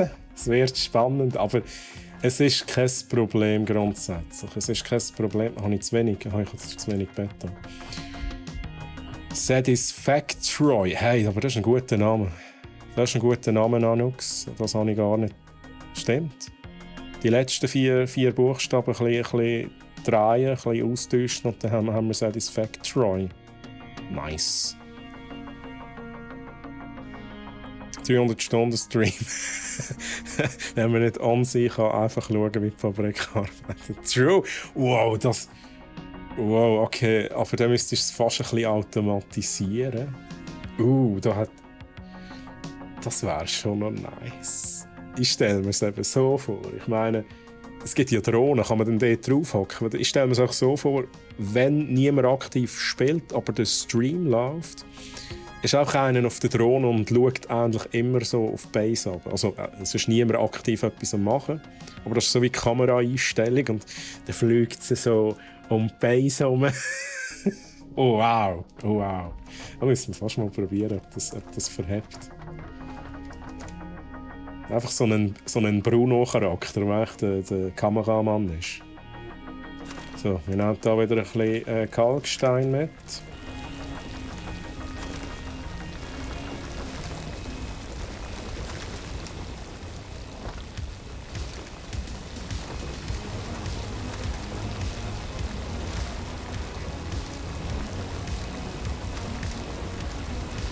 Gut, das müsste länger, glaube ich. Dann habe ich gar keinen Platz mehr. Was habe ich, was ich nicht brauche? Das. Nee, brauche ich momentan, glaube ich, nicht. Oder brauche ich das für... das gleich wieder nicht. Hier. Shit. Okay, dort ist mein Hub, hä? Geil. Wollen wir dann auch noch wieder aufs richtige Ding stellen. Beton. Ich habe jetzt das Fundament so anders gebaut, dass mir jetzt wirklich der Beta ausgegangen ist. Ich habe, glaube ich, ein bisschen rundherum habe ich weiter rausgebaut.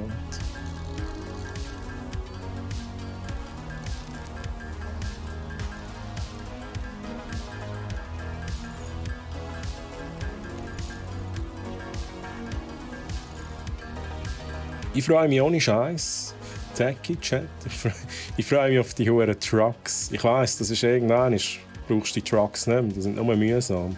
Vor allem, wenn du alles andere hast, wie Drohnen, Züge. Oder weiss ich nicht was. Aber die Trucks habe ich so geil gefunden, mit diesen Waypoints, die du hast können setzen. Das habe ich einfach geil gefunden. Ich habe einfach so eine geile Game-Mechanik gefunden. Geile Idee. Relativ sauber implementiert. Bis auf die 2 Mal, wo der Truck einfach irgendwie, keine Ahnung, aus der Map rausgefallen ist. Das war nämlich ein bisschen mühsam, weil dann hat man es immer angezeigt bekommen, dass irgendjemand auf der Map noch der Truck ist. Aber das haben sie wahrscheinlich auch wieder gefixt. Oder? Ich nehme an, ich könnte mir noch vorstellen, dass wenn etwas aus der Map geht, kann ja tatsächlich mal passieren, dass es dann wie resettet wird. Ich bin nicht sicher, wie machst du denn da? Wo spawnt es denn?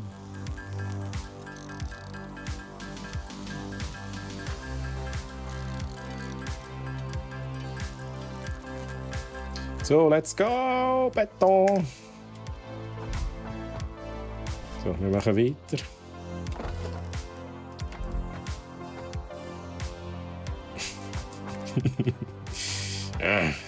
Das kann ich jetzt abbauen, oder? Das ist auch ein bisschen speziell tatsächlich. Sachen können schweben im Satisfactory. Das ist jetzt halt temporär schnell der Fall. Dass wir da alles wieder auf dem richtigen Ding haben. Ceridium, grüezi. Henomal. Grüezi wohl, geht's dir gut? Schön, dass du da bist. Spielst du auch Satisfactory? Ceridium?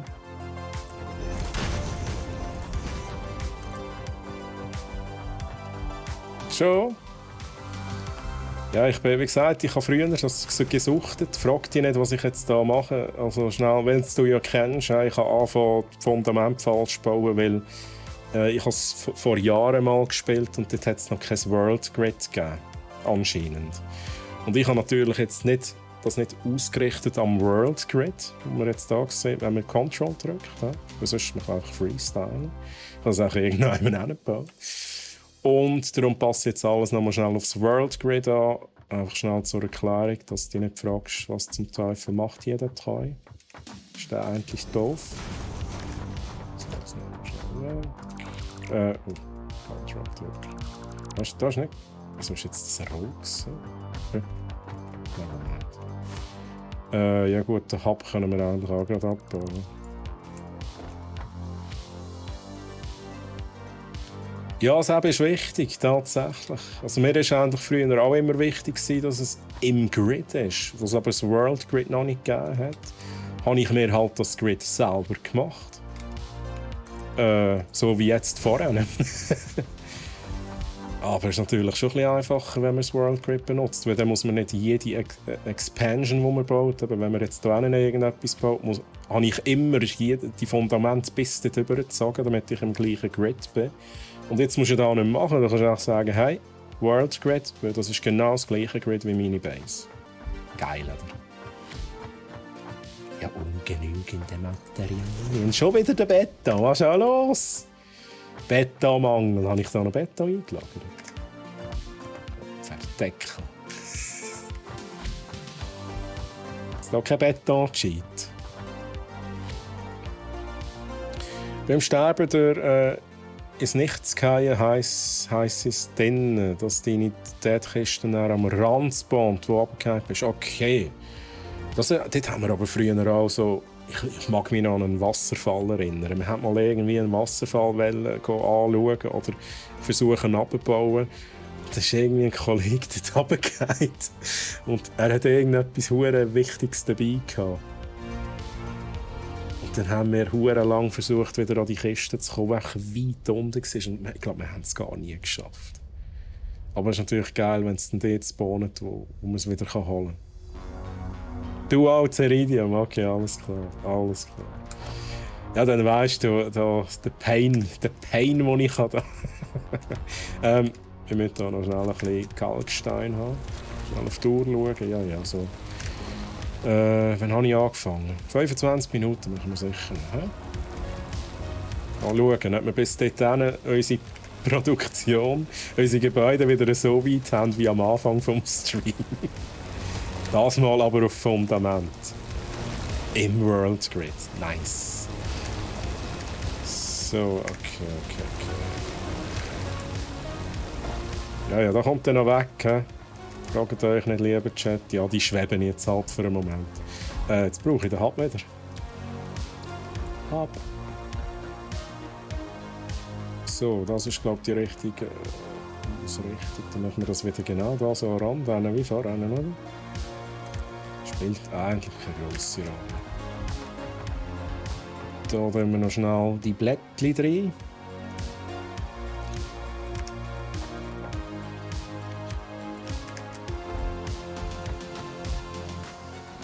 Beton, let's go. Ja, mein Kaffee ist jetzt so kalt, hä?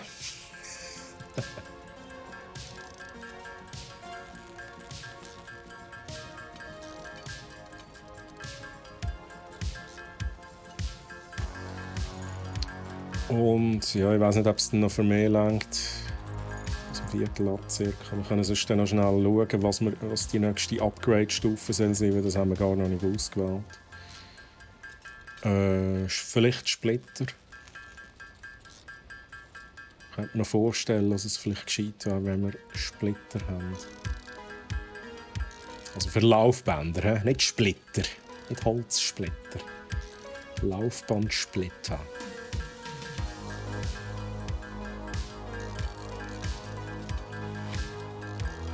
Ja, und lieber Chat, das gehört halt auch dazu. Vor allem am Anfang. Ich glaube, immer wieder einmal. Manuell herstellen.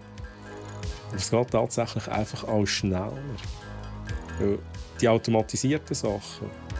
Du musst dich zwar um nichts kümmern und es füllt sich auf, aber wenn du schnell irgendwie, keine Ahnung, da ein Beton brauchst, hast du sonst nichts, geht es halt schon viel schneller, wenn man es von Hand macht.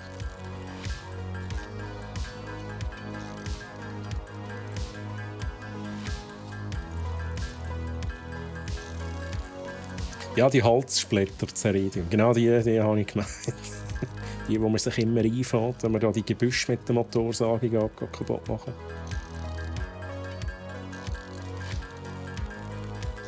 Ja, also ich habe das letzte Mal schon gesagt, ich hatte ein Makro.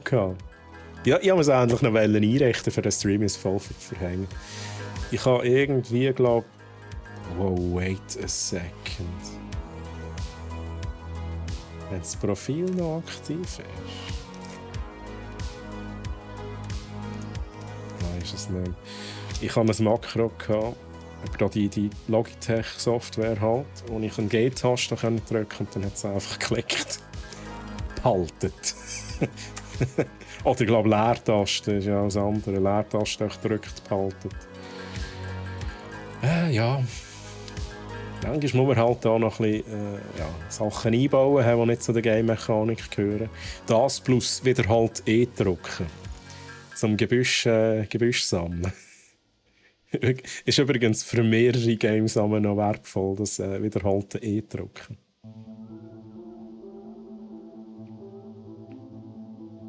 Ah, schon. Ja, das geht, glaube ich. Oh, true. Ah, du kannst jetzt auch in-game. Wait a sec. Toggle. Gut, jetzt Moment. Gibt es da irgendwie? Ich sehe jetzt da gerade nichts, aber Ceridium. Sag mir schnell, wie. Das ist einfach alles neu, ja, seitdem ich da letztes Mal das gespielt habe. Alles neu, aber geil. Also, so Funktionen sind natürlich eben schon noch nice. So.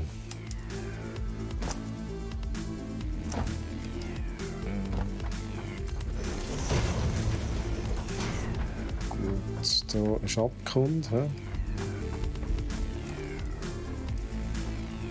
Brauchen wir eine Motorsage, haben wir gesagt. Gut, das muss mal länger für den Moment. Jetzt schnell überlegen, haben wir alles, was wir brauchen? Wir haben ein bisschen Platz da, ja.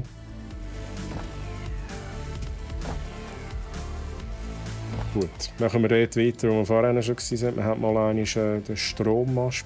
Wobei, ich werde jetzt da noch eine Reihe noch anhängen. Das muss schon sein. Das muss schon sein.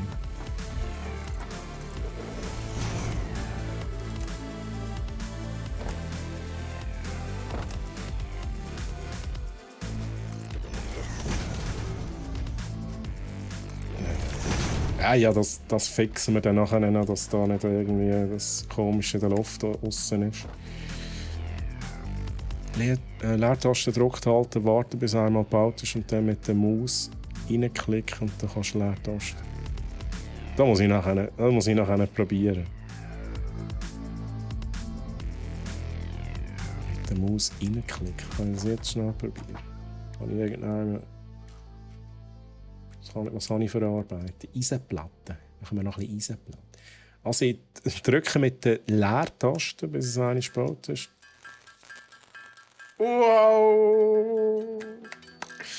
Oh, ich liebe es. Merci Ceridium. Ich liebe es, dass sie das eingebaut haben. Techie, das hast jetzt du auch nicht gewusst, oder?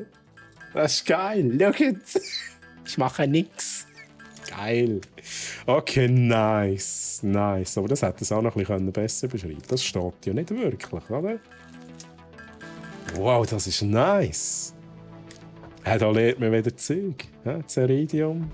Unser Lehrer. Das ist eben ein richtiger Pro, oder? Das wird jetzt hier nicht Gender assumen. Ein oder eine richtige Pro. Okay. Nice. Ich muss schnell überlegen, was ich machen wollte. Ich wollte einen Strommast hier. Okay, wait a second. Kann ich den Hub so machen, dass er zentriert ist? Das müsste glaube ich schon gehen. Das ist auch Perfektionismus pur, jetzt, was wir hier sehen. Ja, das geht. Sehr schön. So. Ja, fast. Mehr oder weniger zentriert. He? Eigentlich ist es zentriert, aber... Ja, das ist genug zentriert für mich. Die Idee ist eben, dass wir die Strommasten immer schön hier in die Mitte setzen und dass es dann hier eben schön aufgeht. Das ist meine Idee. Bei diesem Game hat es so ein paar Sachen gehabt, wo man gesagt hat, da wäre doch noch nice, würde es gehen. Und nachher, ja, aber es ist jetzt etwa alles, was ich erwähnt habe. Es ist jetzt wirklich einfach irgendwie drin. Gut, das E ist noch, wiederhalten E-Druck. Wahrscheinlich gibt es da auch noch irgendeinen Trick. Aber sonst World Grid. Mehrere Sachen auswählen zum Abbauen. Mehrere Sachen bauen aufs Mal. Wow, einfach nur geil, oder? So, jetzt muss ich da noch schnell wieder ein Dings da rein machen. So machen wir Strom mit Blättern. Ganz wichtig. Und da würde ich sagen, machen wir das ähnlich. Was habe ich letztes Mal gemacht? Wobei mal, wir können es hier hinterher ziehen. Das ist fast noch besser. Einer ist gerade über. Ich brauche wahrscheinlich hier dann einen Strom.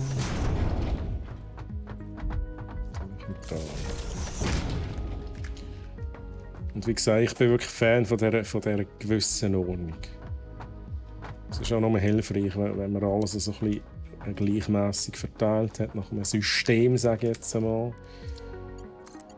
Dann können wir den hier verbinden. Natürlich muss ich dann hier noch alles verbinden. Sonst, den hier verbinden wir. Vielleicht ist der ein bisschen weit hinten, mal schauen.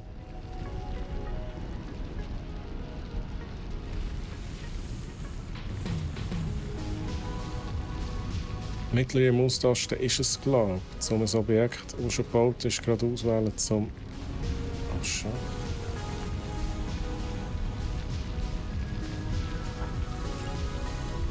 Oh mein Gott! Ja. Ja, nicht schlecht. Nicht schlecht. Kann man brauchen. So, wir haben 2 Miner. Ich muss mir schnell überlegen, wie wir das jetzt genau machen. Ich meine, wir können das wieder ganz simpel machen. Jetzt sagen, 2 Konstruktoren. Wir können aber ja natürlich mit Splitter noch viel mehr machen. Wir können hier noch einen Splitter rein machen. Das heisst, zuerst müssen wir Schmelzofen machen, nicht Konstruktor. Das heisst, wir brauchen aber nur einen.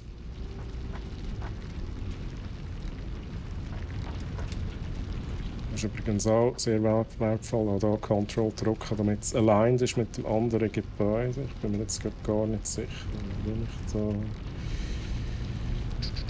das soll machen. Wir brauchen theoretisch nicht viel Abstand, weil wir müssen das nicht splitten. Oder müssen wir es irgendwann splitten? Vielleicht müssen wir es irgendwann eben splitten.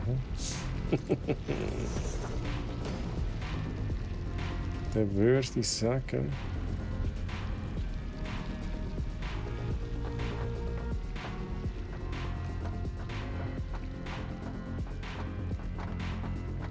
Ja, aber ich mache es einfach mal irgendwie.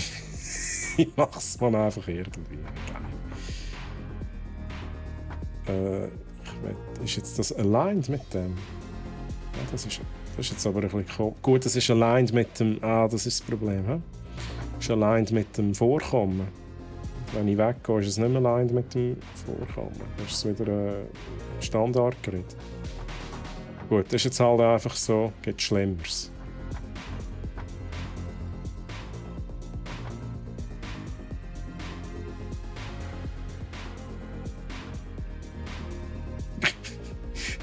Ich bin so lange am Überlegen, weil ich da wirklich so am Vorausdenken bin. Wie geht es nachher auf, damit es am schönsten aussieht?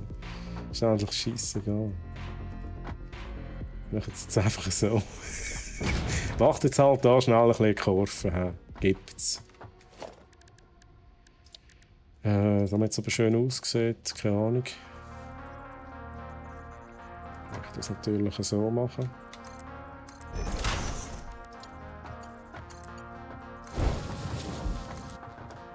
Sieht das schön aus? Das sieht irgendwie nicht schön aus.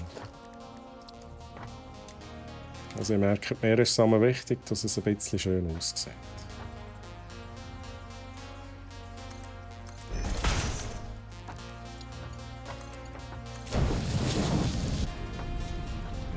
Das ist genug schön für mich.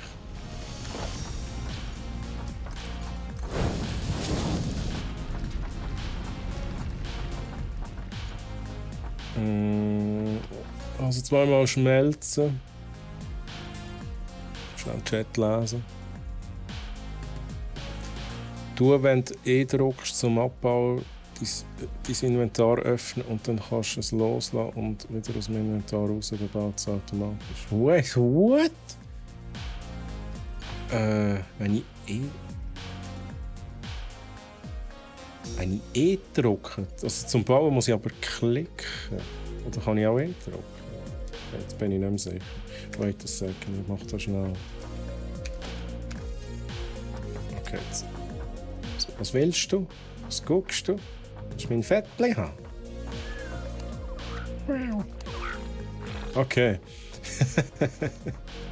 Wait a second, ich muss noch mal schnell etwas probieren.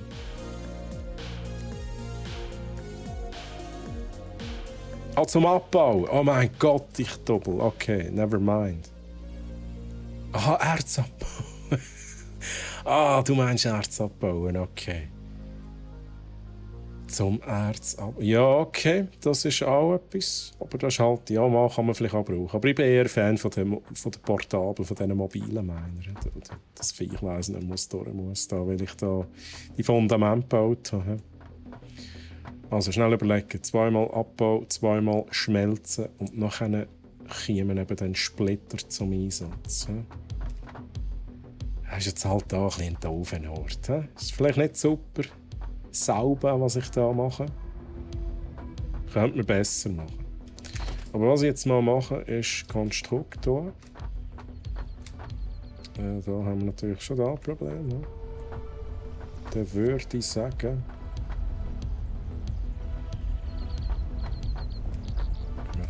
da. Aber nicht so, sondern so.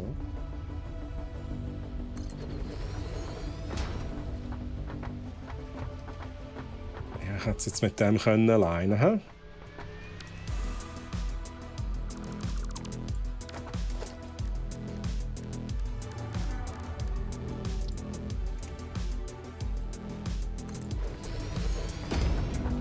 Obwohl der nachher gar nicht... Egal. Was ich jetzt mache, ich weiß aber nicht, ob ich genug... nein, ich kann wahrscheinlich nicht genug. Ich baue 2 Konstruktoren gerade nebeneinander. Aber da könnte ich nachher irgendwann mit Splitter arbeiten. Dass Paare verteilt werden auf insgesamt zum Beispiel 4 Konstruktoren. Das wäre so eine Idee. Jetzt muss ich schnell überlegen, wo ich die kann. So. Allein ist gerade raus. Wait a second. Mittig. Ja, vielleicht.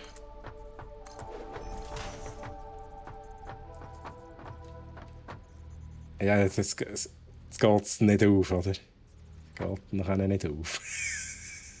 Geil. Mal schnell schauen, ob das geht, was ich da machen will. Ich brauche dann irgendwann halt wirklich die Splitter, damit es irgendwie etwas wird. Aber theoretisch kann ich es so machen. Ist jetzt halt alles ein bisschen versetzt. Ist ein bisschen... Gut, das stimmt sowieso noch hinten und vorne nicht, oder? Das könnte man wahrscheinlich machen. Mhm. Ja, mit dem kann ich noch ganz knapp leben. Da. Mit dem Pixel da, wo es überlappt, da kann ich ganz knapp damit leben. Ich kann schon mehrere Sachen, also Gebäude auf einmal abbauen. Ja, das habe ich herausgefunden. Das ist richtig gut. Also jetzt einfach nicht klicken, wenn möglich. Gut, da müssen wir irgendwann noch schöner machen, aber wir können nicht mit Splitter hier noch ein bisschen mehr machen. So, jetzt brauche ich noch schnell Strom. Jetzt muss ich schnell auf die Uhr schauen. Ja, so richtig weit kommen wir nicht. 2 kann ich hier noch anhängen. Die 2. Wenn wir irgendwann auch ein bisschen gescheitere Stromversorgung haben. Im Moment ist es einfach so, wie es ist.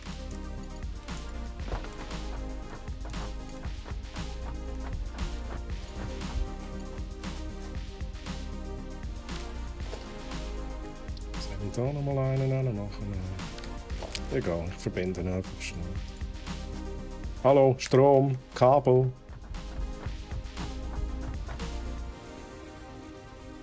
Ja, bauen habe ich auch gesehen, Zoom-Funktion, Ceridium habe ich auch entdeckt. Sehr geil. Das sind alles so Sachen, die ich am Anfang des Streams gesagt habe. Das ist ein bisschen mühsam. Dann habe ich gesehen, okay, das haben sie alles implementiert. Also richtig, also echt geil vom Entwickler. Dass sie da auf die Community lassen oder auch selber begreifen, was fehlt da noch und so. Was könnte man noch machen für Funktionen, die einem das Leben einfacher machen? Irgendwann habe ich doch noch Kupfer und so. In meinen schwebenden Kisten. Kupfer. Kupferbarren. Let's go.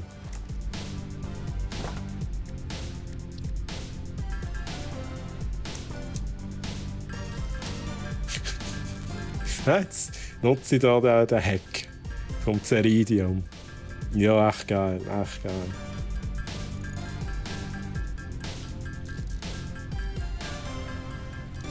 So, wenn wir gerade alles verarbeiten, ja, why not? Kabel.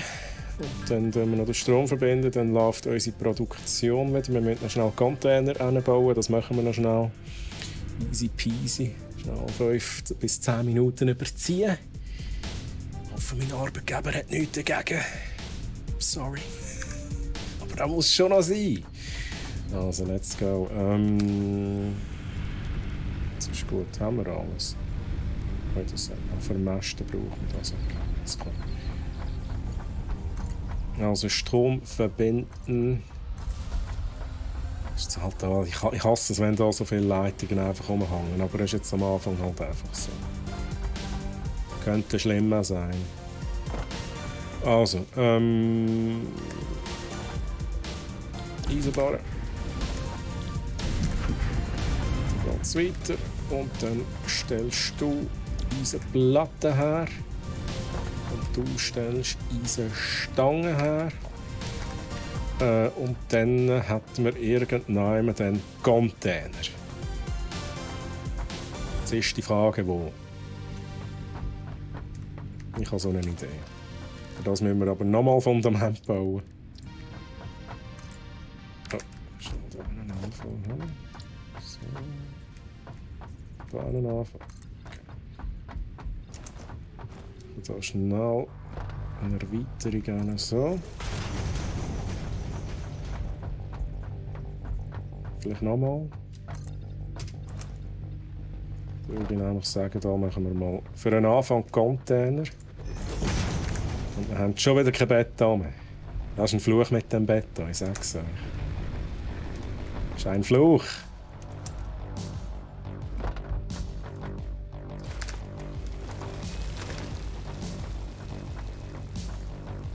Ja, aber das gehört doch dazu, Zeridia. Aber das ist auch das Chaos am Anfang. Also wirklich, wenn du die allerersten Sachen baust, hast du ja noch nicht einmal Fundament, oder?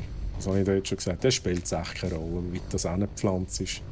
Das interessiert grundsätzlich niemand, weil nachher musst du alles nochmal neu machen. Aber ja, Chaos ist... Es ist, je grösser die Base wird, desto mehr musst tatsächlich eine Struktur reinbringen, weil sonst wird es ultra mühsam zum Erweitern und zusätzliche Sachen machen.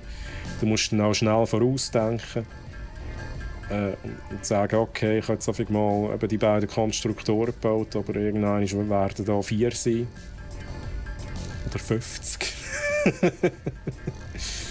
Da ist ein Container, machst du dir aber schon mal Gedanken, okay, an dieser Wand, wo ich jetzt die Container anfange aufstellen, geht es nachher 5 Stück in die Höhe.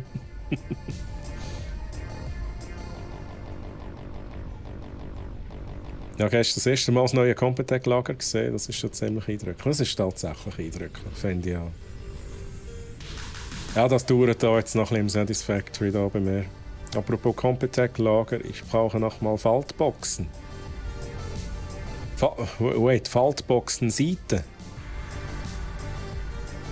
Ja, ich weiss nicht ob jemand zuschaut. Liebes Daydeal-Team, wenn jemand zuschaut, ob er zulässt. Wir brauchen Support. Kann ich leider nicht beantworten, Mungo. So, was sollen wir machen? Schnell. Fundament fertig bauen, da die Erweiterung. Ja, fast. Fast? Nein. Shit. Okay, das macht das auch etwas. Oh, wait a second. Jetzt hat mir doch der Techie vorhin erklärt, wie das geht. Muss ich dann schon im Baumodus sein, damit das geht, mit mittlerer Maustaste? I don't know. Wie war jetzt das vorhin? Also, let's go. Wir bauen hier ein paar Container an. Organisation. Ja, da die Pflanzen, hä? Die Natur da wieder, oder?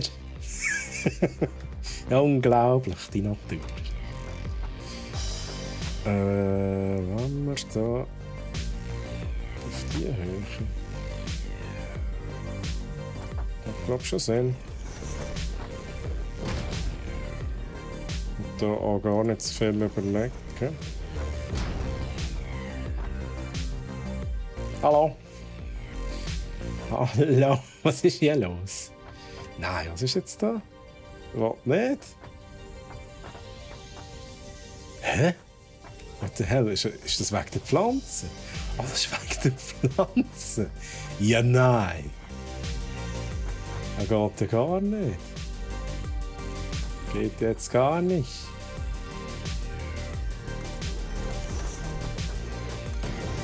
Ja, wir brauchen Motorsage. Das ist ganz einfach.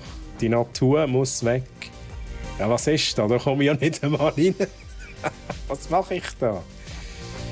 Ja, ist wieder geil, hä? Ist wieder geil, was ich mache.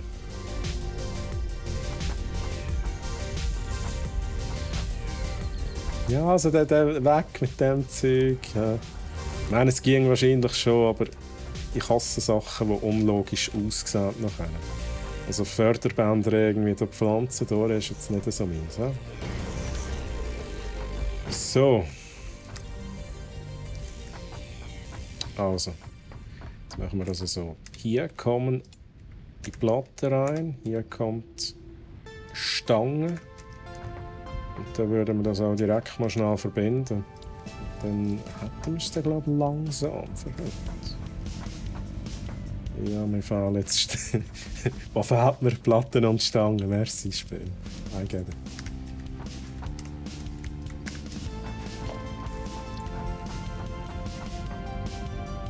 Gehen wir da schnell raus. Wie gesagt, vielleicht ein bisschen durchs Gebüsch durch, ist jetzt halt einfach so.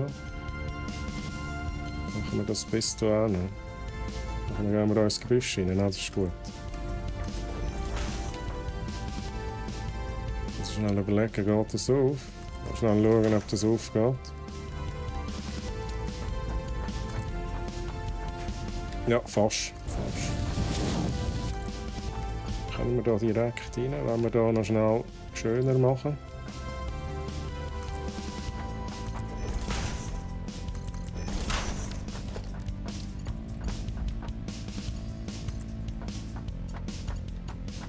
Ist das besser?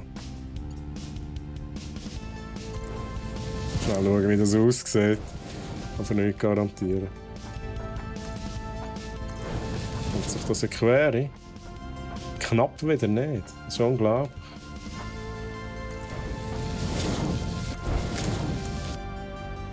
Sehr gut. Also, wow. So wie gut. Platten kommen, Stangen kommen. Da haben wir noch schwebende Container.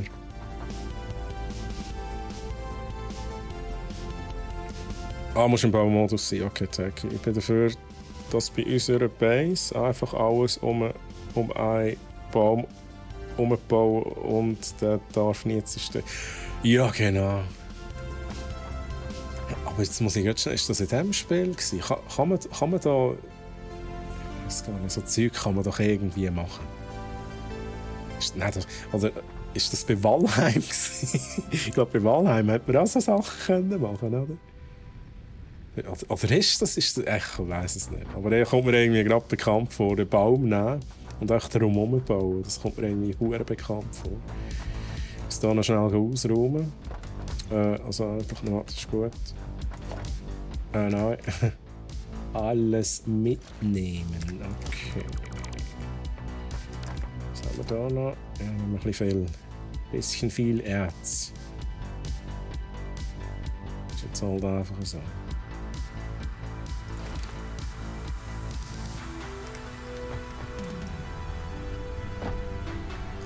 So, wir tun hier noch schnell rein das Essen, wir tun hier noch schnell Blätter rein. Holz, mein Gott, für was braucht man schon wieder Holz? Ich weiß es gar nicht. Tun wir das Erz mal hier rein. Das Problem ist... ich muss überlegen. Könnten wir da etwas zwischen einbauen? Ein Eisenerz-Zwischenlager. Bringt das etwas? Ist das sinnvoll? Ich kann dann einfach mein Zeug halt reinmachen. Das ist am richtigen Ort. Shit, aber ich glaube, das mache ich jetzt halt einfach schnell. Okay, die Produktion wird unterbrochen. He? Biomasse.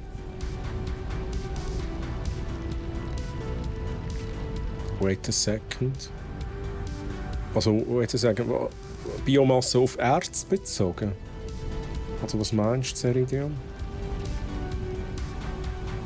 Kann ich aus Eisenerz Biomasse machen? Meine Idee wäre jetzt eben, dass wir da schnell tatsächlich einfach so eine hure Ding machen. Einfach damit ich es versorgen kann. Und zwar ist meine Idee genau das da. Ist das jetzt aligned? Okay, das ist nicht so perfekt. Ich mache es jetzt auch mal schnell. Wenn ich das Gefühl habe, das bringt jetzt echt nichts, was ich hier mache, dann ist es wieder ab. Ja gut. Jetzt brauchen wir eigentlich nicht. Ja. Ah, jetzt, merci. Ceridium, merci. Holz, Biomasse, jetzt ist angekommen. Das habe ich mal gefragt. So, rein mit dem Zeug, bevor es voll ist. Ja, Kupfererz haben wir auch noch so viel. Ja, das ist das nächste Projekt. Das Kupfererz ist da auch noch. Ja, aber ich glaube, es ist nicht verkehrt, wenn wir jetzt hier so ein Zwischenlager haben. Jetzt haben wir für den einen Moment da, damit ich mein Zeug abladen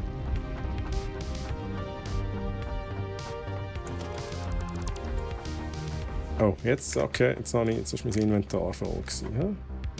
Jetzt haben wir da wieder Eisenerz, let's go.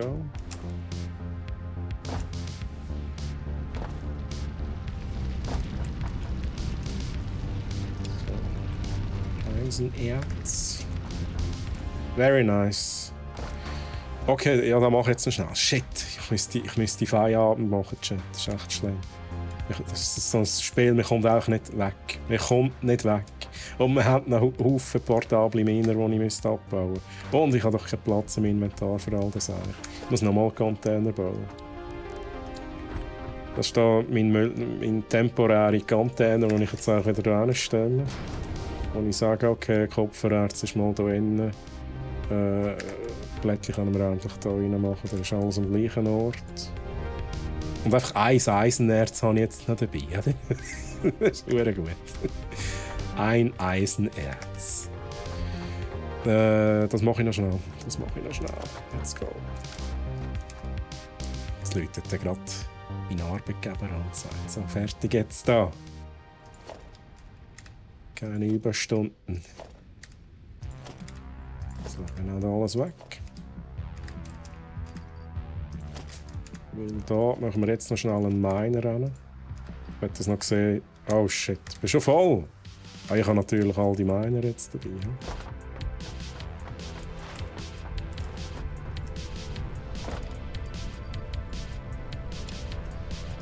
Einen brauche ich aber noch.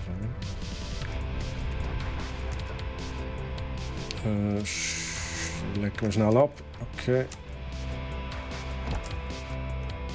Let's go! Meine aufheben. Alles nehmen. Mal schauen, ob das geht. Gucken wir. Wir machen zu.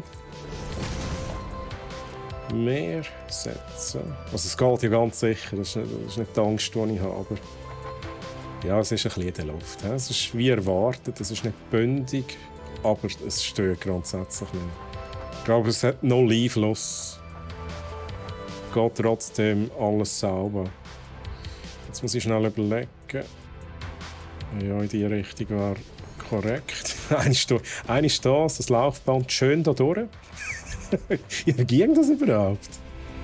Da frage ich mich jetzt gerade, ging das Laufband schön da durch? Nein, natürlich nicht. Ich muss leider gehen weiterbauen mit dem Kollegen. Viel Spaß euch. Jetzt Ceridium, merci fürs Dabeisein, merci für die wertvollen Tipps. Echt cool.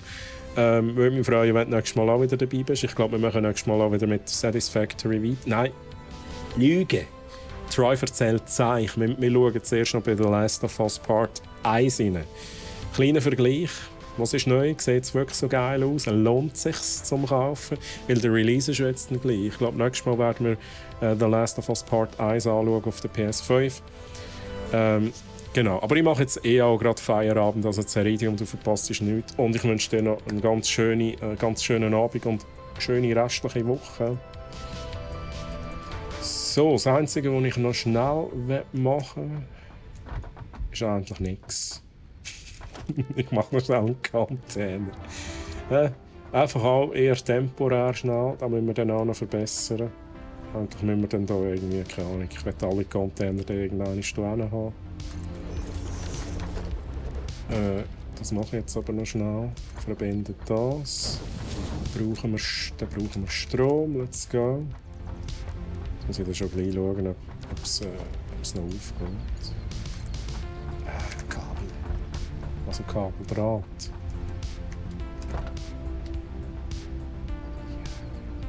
Ja! Yeah. Ich denke immer, ja noch schnell das machen, schnell dieses machen. Dann ist wieder eine Stunde rum. God, come on!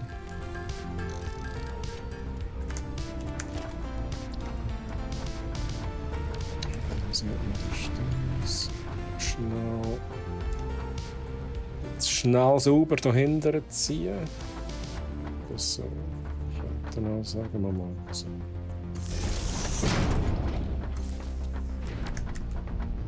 Gut. Kalkstein ist auch keine Sorge mehr. Gut, läuft alles, läuft alles. Haben wir etwas vergessen? Ich glaube nicht. Ist alles gut. Dann schauen wir nächstes Mal, wie wir weitermachen. Wir sind jetzt wirklich endlich so weit, wie wir am Anfang des Spiels waren, außer dass wir hier noch einen Kalksteinmine haben. Und dann würden wir nächstes Mal auf diesem Fundament weitermachen. Und ich denke mal, dann kommen wir wieder ein bisschen voran mit Upgrade-Stufen und so weiter. So. Ja, geil. Geil. Macht echt Spass. Es ist einfach, wow. Wieder so ein bisschen dem Satisfactory-Feeling inziehen. Ist echt cool. Ist echt cool. Ich muss schnell speichern. Speichern, überschreiben. Yes, please. So, sehr gut. Ja, Chat. Ich hoffe, es hat euch gefallen. Ich hoffe, es hat euch auch gepackt. Ja? Die jetzt dabei waren. Für die muss es ja irgendwie ein bisschen interessant sein. Und ich kann es, wie gesagt, nur empfehlen, das Spiel. So, also, jetzt muss ich noch schnell gucken. Was die Woche noch ist. Das Programm noch ist diese Woche hier auf dem Channel. So düstere Musik da. Das ist auch ein Track für ein Skippen.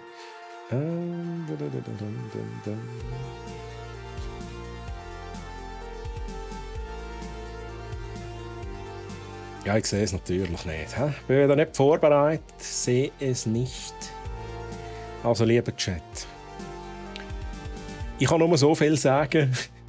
Nächsten Mittwoch geht es hier auf dem Channel mit mehr weiter. Ich nehme an, es gibt die Woche, oder gibt es echt die Woche kein Stream? Es kann sein, dass es die Woche kein Stream mehr gibt. Auf jeden Fall, wenn ihr mich wieder gesehen habt, nächsten Mittwoch wieder einschalten. Höchstwahrscheinlich machen wir The Last of Us Part 1 auf der PS5. Ich bin sehr gespannt. Ich habe das Original erst vor ein paar Monaten gezockt auf meinem Channel. Genau, apropos mein Channel. Ihr findet mich unter twitch.tv/treuhammeren jeden Samstag. Aktuell, nächsten Samstag, machen wir Little Nightmares 2. Immer ab 19 Uhr. Schaut doch mal vorbei, wenn ihr mich schon vorher wieder sehen vor dem nächsten Mittwoch. Genau. Gibt es noch was? Gibt es noch etwas zu erzählen? Ich glaube es nicht. Auf jeden Fall, lieber Chat, Techie, Ceridium, Mungo, Massi, wer auch immer. Ich habe sicher irgendjemanden vergessen. Schön, dass ihr dabei sind. Schön, dass ihr mitgeschaut habt. Und Gameplay ab 22 Uhr. Ja, da müsst ihr euch selber ein Bild machen von meinem Channel. Das ist ein bisschen speziell. Viele Effekte, viel Gelaber. Und immer Hashtag eventuell auch mal Gameplay. Techie, brauchst du neue Tastatur. Du weißt ja sonst, wo du neue Tastatur kannst kaufen. Aber lieber Chat, danke vielmals, dass ihr dabei seid. Ich wünsche euch noch ganz einen schönen Abend, eine ganz schöne restliche Woche und bis zum nächsten Mal. Gute Zeit bis am Samstag. Ja, bis am Samstag, Techie. Bye, bye.